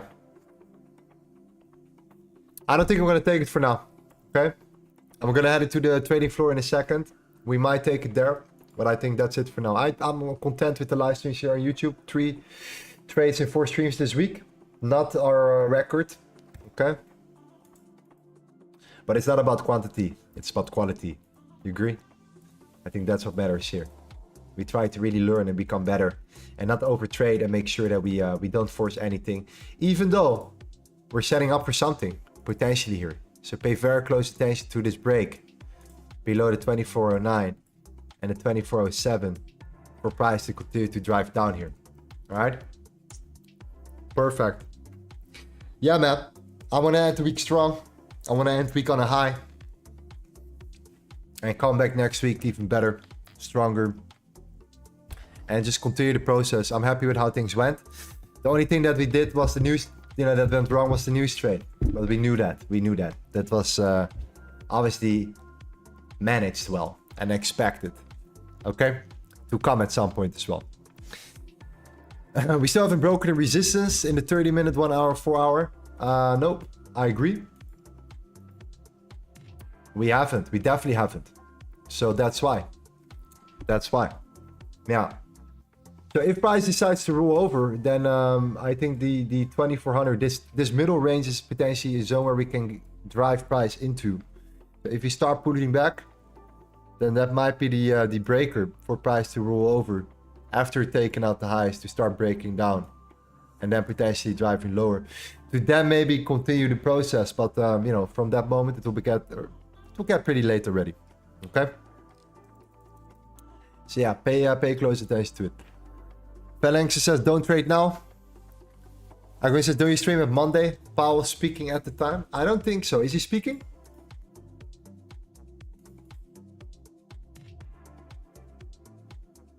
Yeah, okay, he's speaking. It's probably the same thing. It's probably like a...